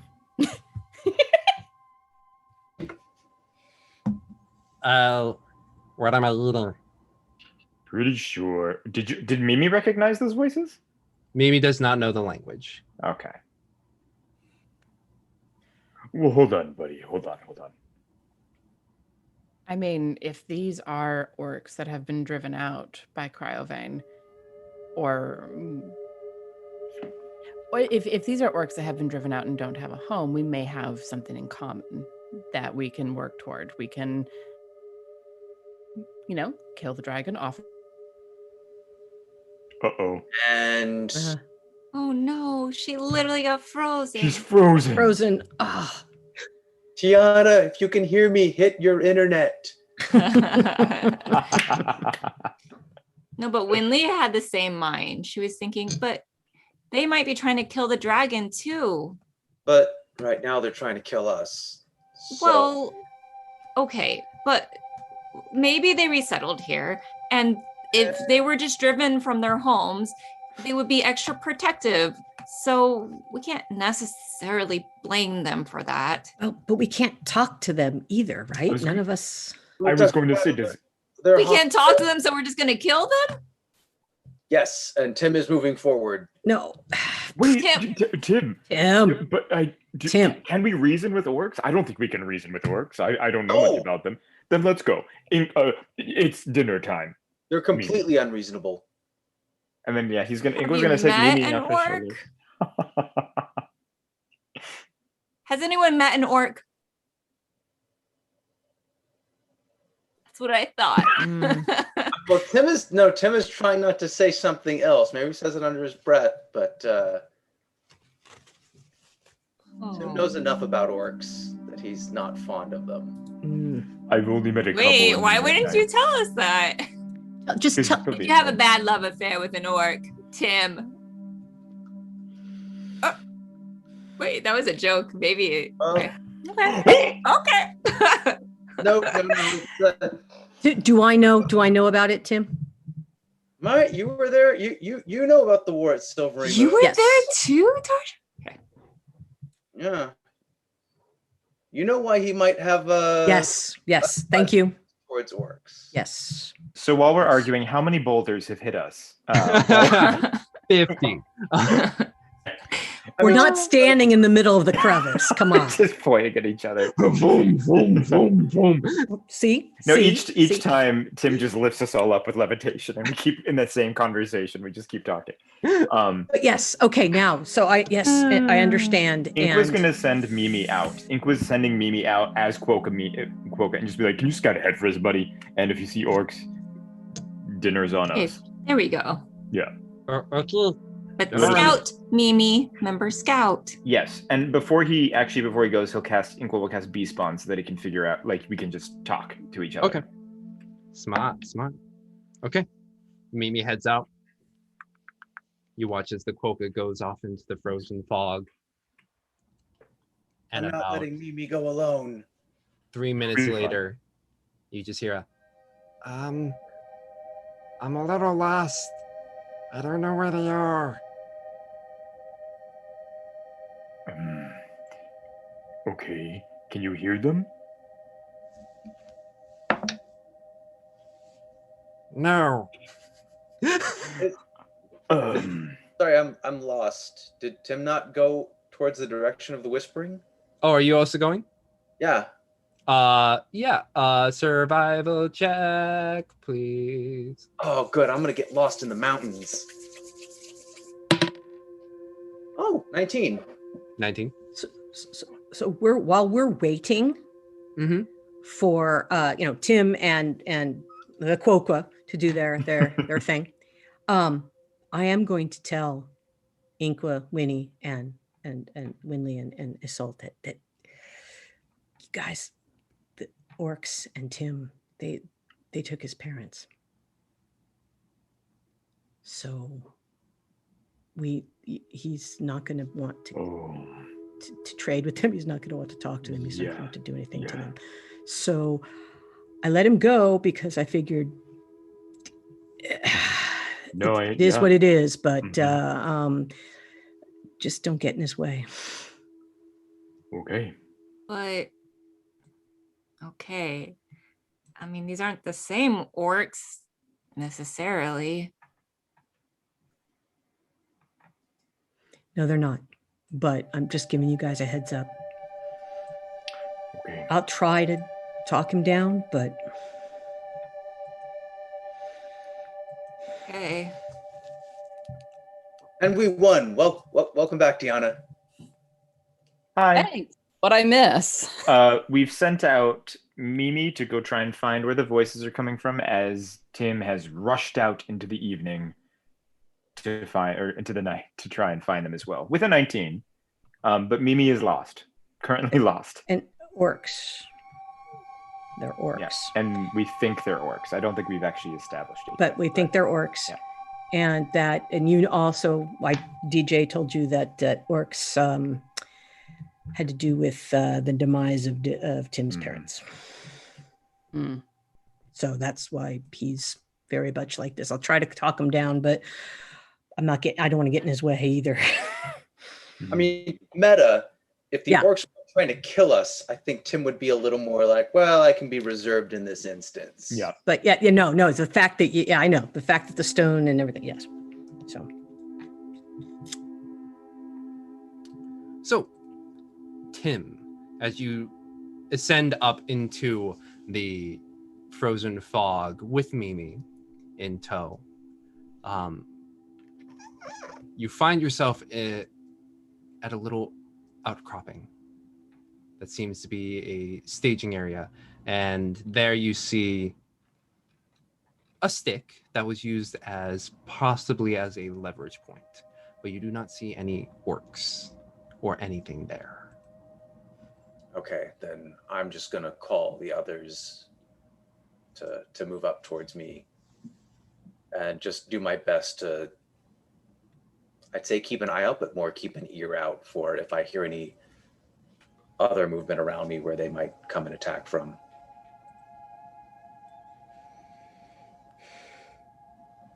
So, all right. Following. Yep. Going. As you follow, you all see this familiar outcropping along with Tim. And while up there, you see a similar sight, stick and a rolling path for which a large boulder would roll down. Are there tracks? Yes. Well, actually, perception check for me. No, just while he's doing that, is this where the trough starts, or is it Yes. still go up? Okay, all right. That one. That one? Okay. You look about and you do not see any tracks.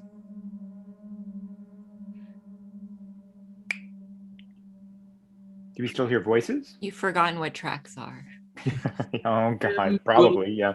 If he hears that there's no tracks, Tim is going to do a quick pass. He doesn't want to let this go.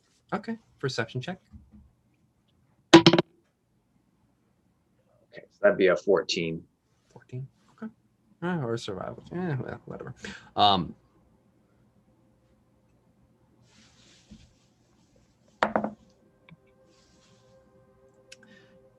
As you look around, you do notice that some rocks off to the right side of this outcropping have trickled down, as if people have ascended upwards. I'll nudge Inqua and point.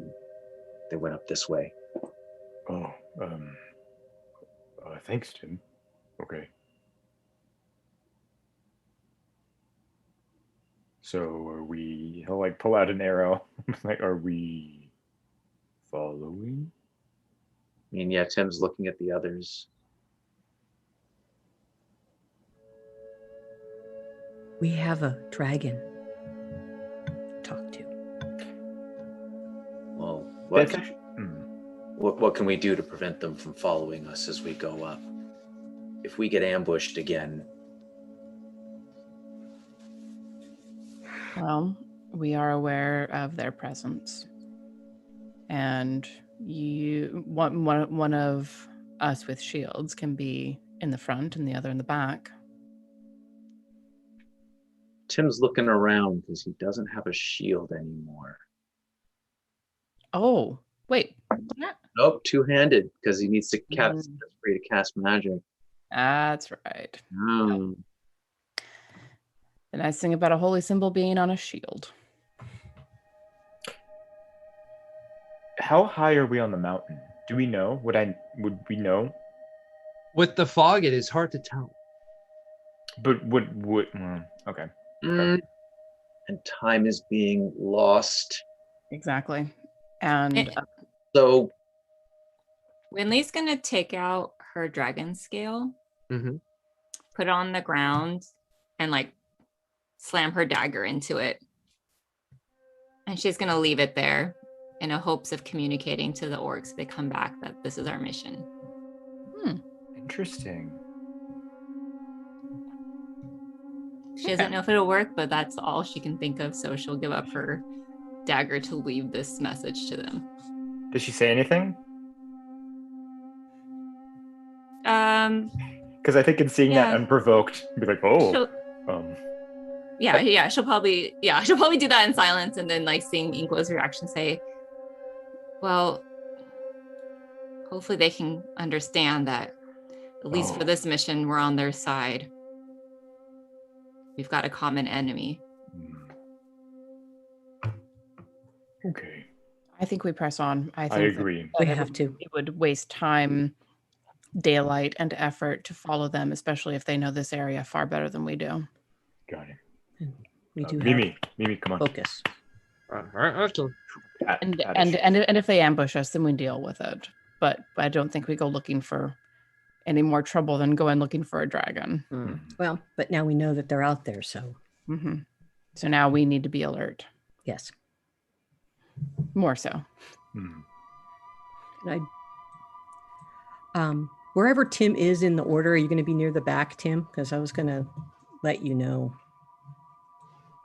I don't. You mean near the front, but in the back.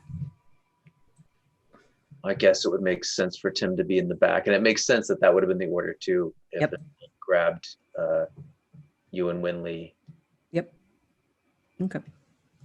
All right. So continue onward with me in the front.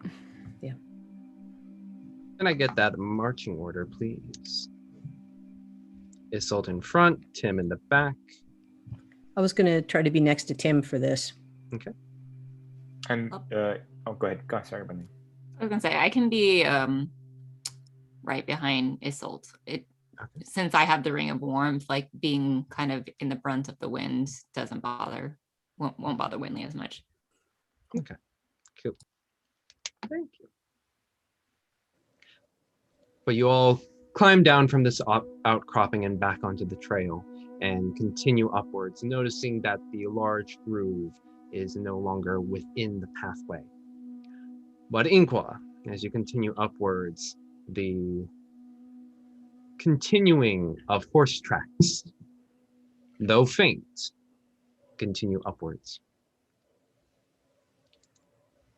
And as you ascend, the pathway began to weave a little left and right. You looking down occasionally, noting that if you were to fall off this path, even though the fog does fill up down below, you get that pit in your stomach, knowing it's like, you don't know how far down that drop is. But upwards you go, and weaving and switchbacking up and up and up into this mountain.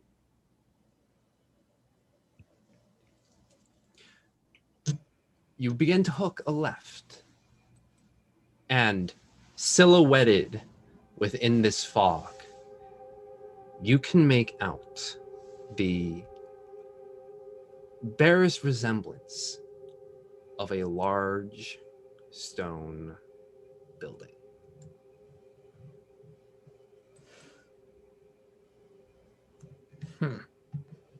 Interesting. All right. Would we have heard of this from any past travels or past anything, that there would be any type of civilization up here? Salt was the only one who saw a map, so if it's marked anywhere, Salt might know about it.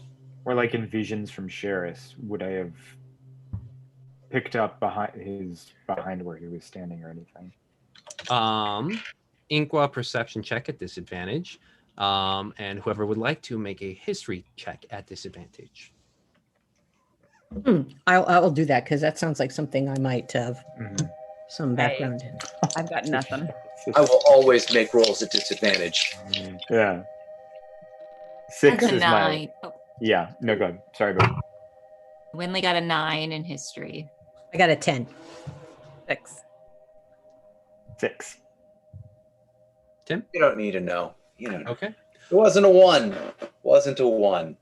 Well, in all of your readings, hearing of songs, of research, nothing about this large stone keep. Oof. How big is it? Is it a house? Is it a keep? What are we looking at? As you continue going upwards, the path seeming to wind around, there are two main structures, one of which seems to be of about 50 by 50 by 60 feet, and the other one being about 150 by... Okay, we're talking big places. Yeah. Sounds. Okay. Oof. Now, do we see any footsteps going toward them or anything like that? I would say carrying over, you see the familiar horse tracks that you have been keeping an eye out on. Which structure are they heading towards?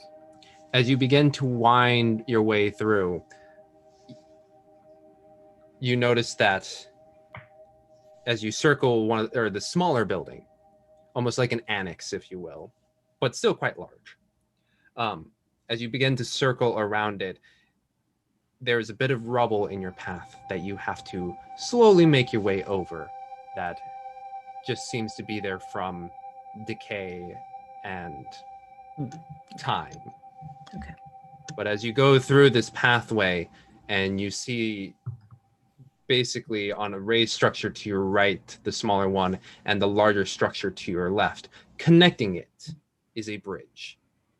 And right now you find yourself in this little gully that you have to swerve around into before coming around into what you can see as the entrance to the smaller structure. Okay. I'm going to make sure that my shield is on my arm Mm-hmm.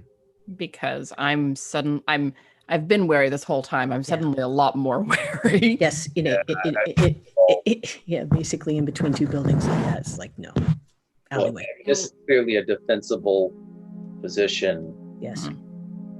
Mm-hmm. And as she sees her companion start to walk forward, Winley's going to go, wait! And she's going to cast Aid at 3rd level on Darjan, Inqua, and Tim. So you can raise your current and max hit points by 10. Ooh, thank you. Okay, you how do I walk- do that? Got it. Got it? As you walk around the northern side of the smaller building, on this corkscrew path, you do notice arrow slits Yeah. that hold or that are within the northern structure. Excuse me, smaller structure, the northern face of it. Thank you. And then that stone bridge connecting from east to west, essentially. Okay.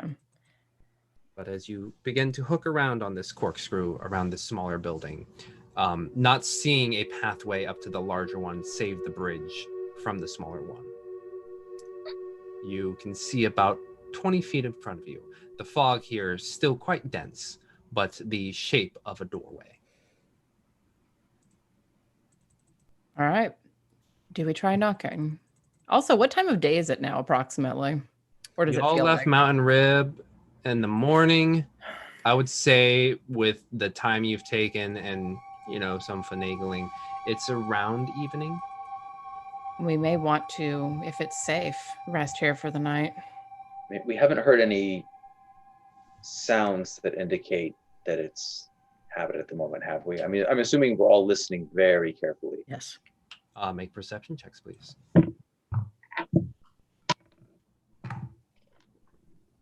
23. Oh, yeah. I'll defer to your 23. And 19. I got 19, but I like Okay. 12. You hear nothing, Okay. save the wind that buffets through. That could be a very good sign, or this could be a horrible place to rest. Could go either way. But we're not going to find anything better out here. Let's go to open the door. All right. Do you want to open it while I... Do you want me to open it while you cover me or vice versa? Well, I'm going to check along the edges with a dagger. Just if anyone is inhabiting this place, I expect it would be a small group and not here all the time. So traps would make, if I was them, I'd set traps. So if Darjan would like to help with that. yes. Okay. While this is happening, oh, go ahead. I'm sorry, Nick. What do I need to do? Investigation check, please. Thank you.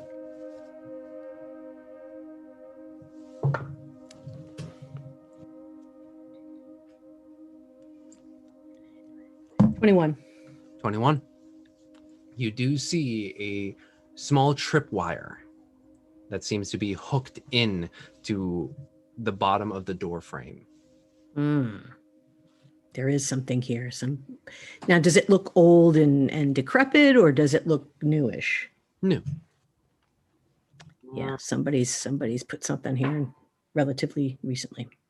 All right. What do I roll for disarming again? These tools or sleight of hand. What's the tools? Just proficiency bonus? Yes. Okay. 16. 16. You've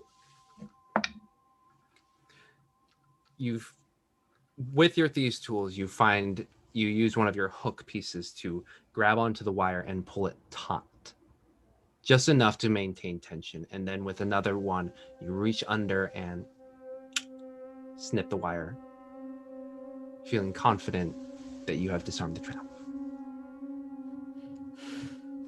Okay. I mean, yeah, okay, I'll open it.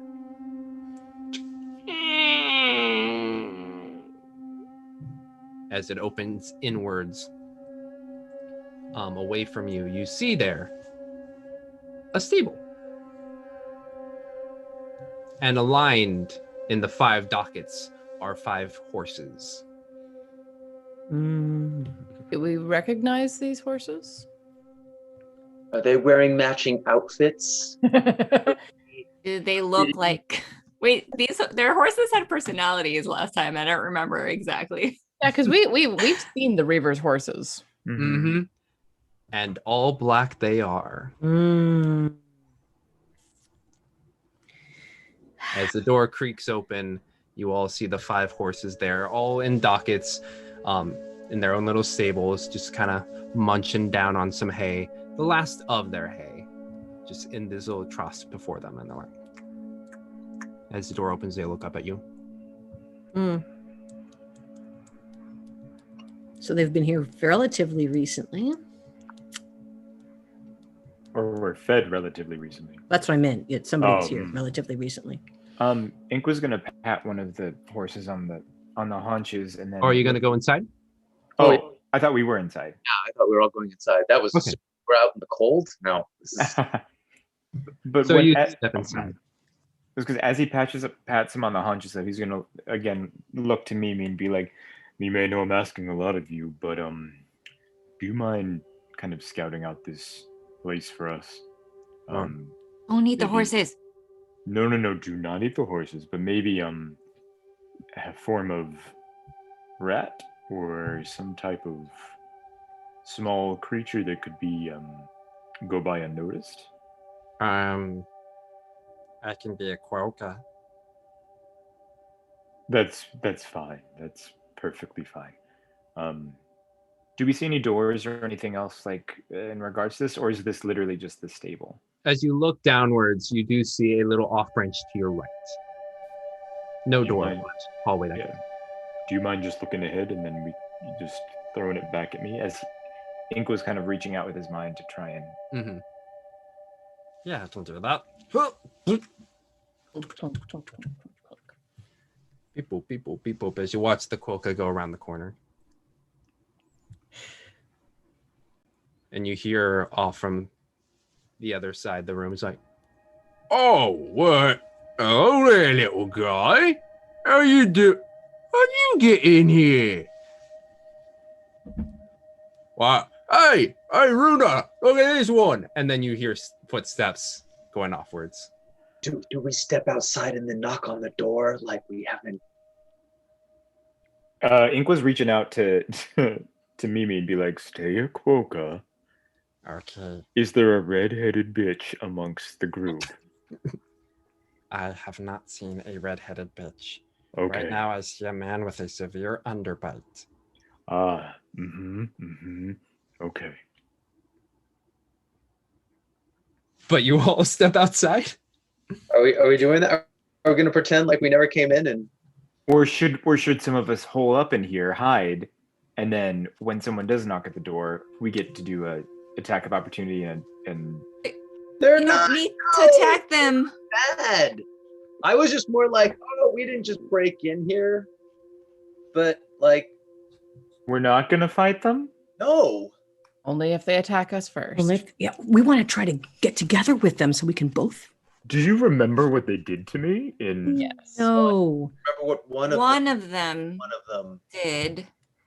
And we can talk about that later. So if we're not gonna run outside, should we just be like, hello? Yes. No, Yes. no, Yes. Yes. Let's step outside, close the door. then that's And a knock. much smarter idea. All right. Because then, I mean, we might have to explain why the trap doesn't work, but someone set it up poorly. Then snipped it very precisely. It is what it is. So you all step back outside and Wait, Close I the think door. one of us should hide in. I agree, Winley. Not me. I am loud and Okay. big. Winley will. She'll take one of the sending stones and she'll hide among the horses. Here. And yeah, he'll hand. Because the that sending way, stone if they're like talking like, oh, we should attack them, then she can give them a heads up. Sure. okay. Good call. Stealth check, Winley. Okay. This is why I was not going to do it. My armor will not let me be stealthing. Inspire. We have inspiration. Just rely on animal handling to convince the horses to. Yeah, right now it's an 8. We could have- add a d6 Yeah. to that. Yes. Yes, However, the highest that it can get is a 14. Oh. that's not bad though.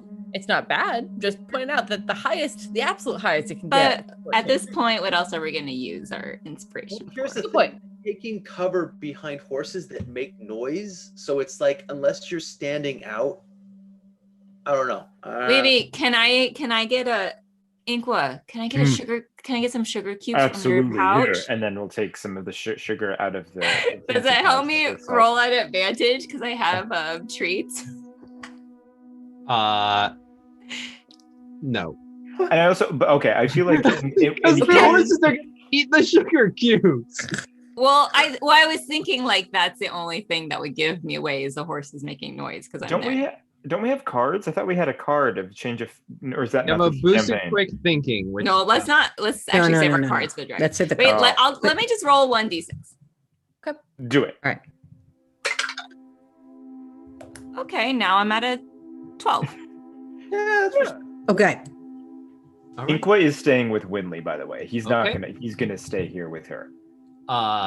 Stealth check. Oh my god. Yeah. Wait. Okay, how much does sugar factor into this? Okay, stealth, that was a 16 plus something. So hold on. Yeah. Yeah, so that's a 21. Oh, I was hoping you would roll poorly, and then I could be like, "Well, I'm going to stay with," and we could do a chain. Anyhow, all right. All right. Let's go out. Let's go knock and see So what's going you on. three Yep. step outside Yes. and close the door. And Rocky and Bullwinkle are staying inside. Yep. Oh well. Hey. Rocky, let's do this. Come on, Winley. So you two hide Oh behind gosh. as you three knock. One of you knocks. I'll do it. All right. You three wait on the inside. You two hear the knocking. And as the knocking happens, Winley, you just see someone staring at you from the opposite side of the horse, being like, yo, what are we waiting for? Oh, perfect. Bo? Oh, hey. Whoa, Winley. Hey. Okay, this is awkward. We kind of snuck in here and then we figured out there were people in here, and so we were gonna knock on the door, pretend like we didn't sneak in here, but then we were also scared about them potentially attacking us, and so some of us are staying inside while the rest of us are outside. Oh, yeah. Pretending Yeah. like we had better manners and are gonna knock on the door. Yeah, so that's what we're doing. You know, that's a pretty good plan. Like if someone came into my house, that'd be pretty. I mean, I don't have a house. Kind of like living here right now. So, but hey, yeah, welcome. Hey, Bo, do you want to pretend like you just opened the door and let us in? Yeah, I can do that. Why not? Okay, great. Let's get up from out of the stables. And then Winley's gonna rush to the door and open it and say, I found someone to let us in. Bo, maybe you can come here. Oh, hey guys.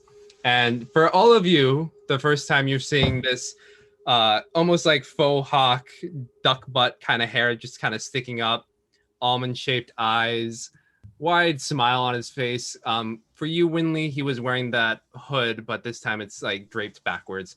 And in classic Cold Reaver's standard, he's in all black. But you do see a massive scythe that just kind of frames the back of him. Nice. So, like Winnie's brother? Yeah. Oh, hey, you met Winnie. Yeah, we've met Winnie. Can we come in out of the cold? Oh yeah, cool. Ha, it's cool outside. Cool. It's a bit cool. Yeah, come on inside, y'all. Yeah. All right. Thanks. Thank And you. remember, we knocked first and then you let us in. Oh yeah, no problem. But your dragonborn friend should step out because Celine wouldn't like that. As soon as Inkwood heard Bo start talking, he's just had a look of like, what is going on? The entire conversation. Hey, what's up, dragonborn bro? Hey, I'm Bolin. Yeah, remember when I said a while back that I met someone in the woods who had like very glowy things? That's Bo. Oh, You got mean some. these very glowy things? And you see pink and blue butterflies just kind of floating around. Oh, they still are so That's pretty. epic. Haha. Thanks. Noting the spell casting and the scythe, like, are you a druid? No. Fair enough. Yeah. So you guys want to see the rest of the gang? Sure. We might as well. Do you think they'll be okay seeing us? Oh yeah, I'm pretty sure. I mean, Celine doesn't like dragon folk at all, you know. It fucked up her whole like life and all, so you know, War of the Silver Marshes, am I right? So yeah. Well, this ought to be entertaining. Yeah. Yo, Jabbar, Runa, Bracken, hey, Celine, I got some friends. And as he turns around, he starts to walk away. Darjan, you have the highest perception. You do notice at the nape of his neck, a bit of a tattoo there. And in your arcane studies, you're familiar with it in the sense that it is the sign of necromancy. Hence the scythe. Oh, interesting. But yeah, as he walks in, he's like, yo, we got some friends. And you hear someone be like, shh. Quiet. Okay, yeah. Hey, friends, come over here. I still casually have my shield on my arm, not up in a defensible stance, but definitely easily accessible if things turn into a fight. Why are we whispering? Oh, because we're waiting for a dragon. Oh, yeah. Yeah, we were kind of doing the same thing. Oh, shit. No, really? Ah, cool. We were gonna Cool. wait. Is this its lair? Is this where the orcs used to be? Oh, yeah. Orcs used to live here. And then, the dragon kind of took over and, did a little renovation, if you know what I mean. But, It didn't come here the other night. well, we actually just got here. There's a lot of tracking happening down. So just kind of wandering through the mountains that we saw it like flying overhead. And we're like, oh, shit, it's a dragon. Hey. I hadn't made it here a day earlier. It attacked Phandalin and we did a good bit of damage. If it came back here to rest, if you had gotten here sooner. Oh, that's the town with the P name. Oh, shit. Huh. Is Winnie okay?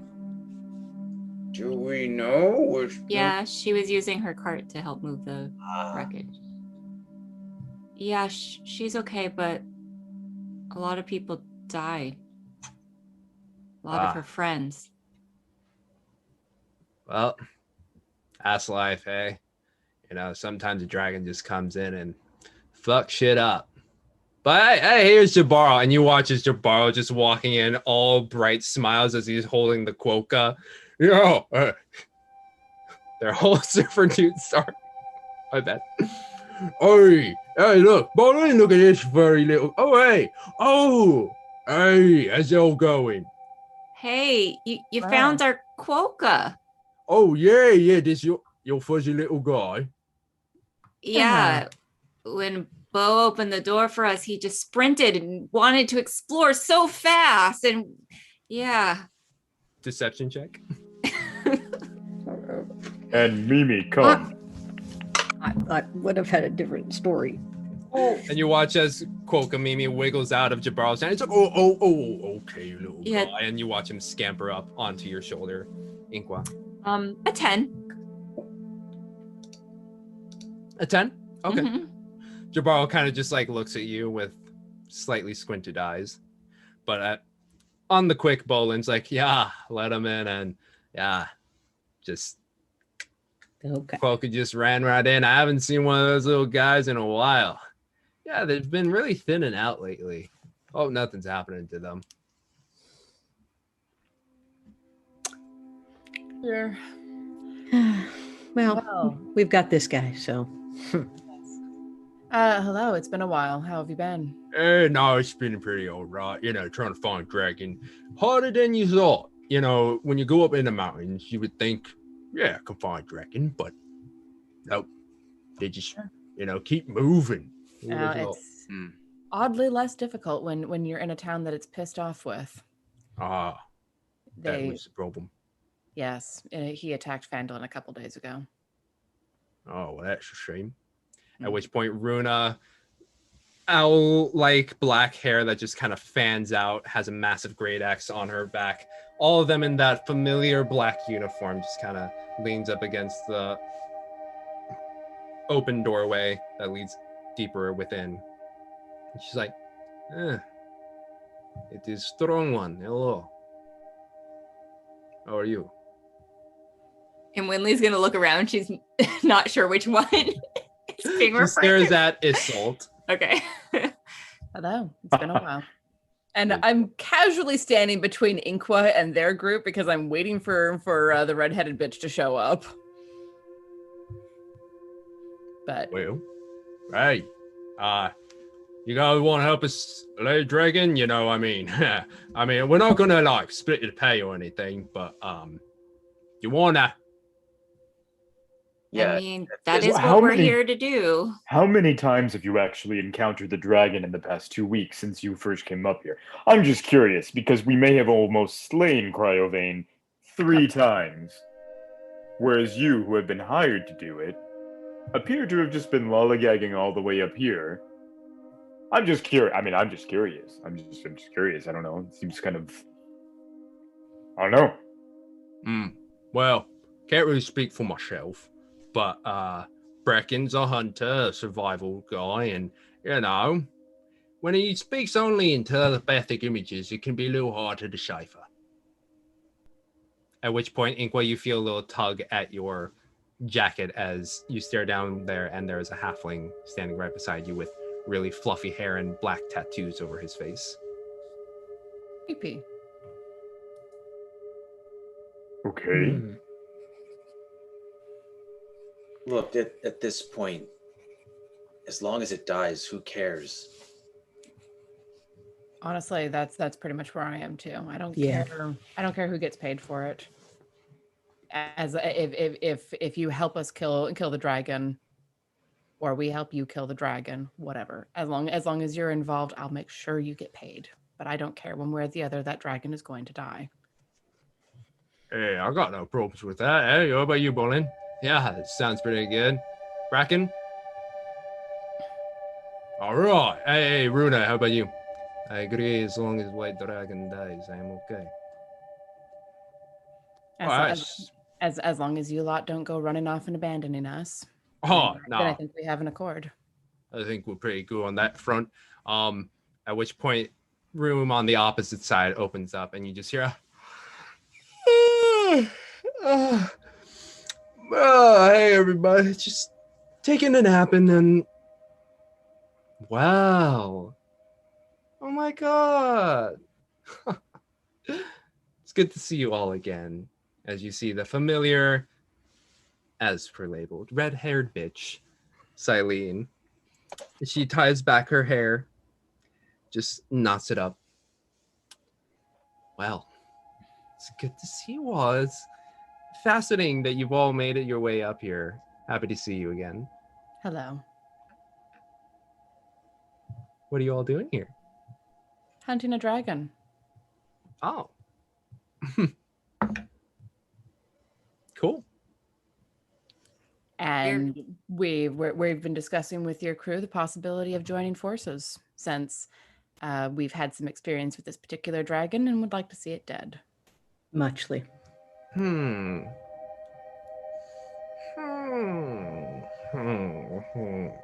We're not expecting to split the pay. Really? Really. Bodies have been piling up in Phandalin. You need to stop it now. While you've been up here. True. True. I just really don't like your face. Points over to Inqua. And just casually get between her and him and look at her like, Well, the feeling is mutual 5 times. So, Oh, 5 times. Well, 10 times over here if we're going to make it a numbers game. oh, well, 20 times if we're really going to get into semantics about the number of times I can't stand your face, but sure. How about 100 times? And Okay. Jabal's like, okay. Yeah, I was Yes, gonna say, I how agree. about Thank we you. stop counting and we start making plans? You're right, Darjan. I was actually surprised that you could count to 100. So this is very, very interesting to see. Welcome, Milady Saito "Hi, Raid. Saito, good to see you." Hi, Simon. We are having a bit of a playground tiff with counting numbers. Look, we're all adults here. We can agree to put aside. Stop it. Alaskan. Uh-huh. We can agree to put aside differences in the course of killing a dragon. Having 5 more people to help kill a dragon is going to make your problems easier to deal with. And us being here killing it means that it's not attacking Phandalin again and leaving dozens of bodies behind. Persuasion check. Oh, come on. That was so persuasive. Persuasion. I'm actually proficient in that, believe it or not. Can Winley help That- by saying, Fucking 20. "Give me help"? Yes. 27 on that. So Assault ends it with 2 snaps and a head. Exactly. With Jabarl's hand out, Silene just kind of taps it down. Fine. How about, just to make it fun? No, there's nothing fun about this. There's a lot of people who have died down in Phandalin because this hasn't happened yet. I am not here to play games. I am here to kill a dragon. And if you're going to help me with that, then excellent. And if not, get the fuck out of my way. Persuasive. Fine. Y'all can kill a dragon, and I'll have some fun while I kill a dragon. If you touch Inqua, we are going to have problems. And I'm a lot stronger than I was the last time we fought. Nor will I refrain from using a blade if you touch Inqua. Good to know. But yes. Just so everything is out on the table. As she puts up her hands. Don't worry. Oh, I do. Be careful. You worry too much, you might miss some things. Have your eyes on things you missed. You're cute. Oh, thank you. Not nearly cute enough, though. Let's see. Well, let's see. But no, let us gear up and hunt a dragon, shall we? Let's show. So you watch as the Stone Cold Reavers equip themselves, and strangely, Bracken and not strangely, but Bracken and Runa were already equipped. But as they join you in this little annex area, there you all are, ready to go hunt down a dragon within the Icespire Hold with the Stone Cold Reavers. And that's where we're going to end tonight. Knew it. Of course. I cannot wait to get so much off my chest in this After Dark Patreon moment. I am heated. Ooh. I'm wondering how far into the fight it's going to be before there's some friendly fire. Yeah. Why are we joining them? Why? Because I know. We'll have our argument later. If we know where they are, we know where the fire bolts are coming from. Yeah. Well, let us see what happens with this very uneasy alliance. We will catch you all next Monday, 7 p.m. Pacific Standard Time. Thank you so much to Squeal the Bard and, Slidey Toe for the bits. And thank you to NGC457 for giving that card. Congratulations to I know it. I should have. Oh, where is it? Ready. Sam Thrax Gaming for winning the dice. Thank you to the mini raids. We had a lot of raids today, and I am missing them all in the chat. So thank you all so much who have joined us from your own shows and bringing some of your chaos to ours. Excellent. Yeah. We'll catch you all then. Don't forget, Saturdays at hopefully 12 p.m. Pacific Standard Time. What time, James? I think it's 12 p.m. Pacific Standard Time for Rime of the Frost Maiden this coming Saturday, as well as Down Darker Trails, 6 p.m. Pacific Standard Time.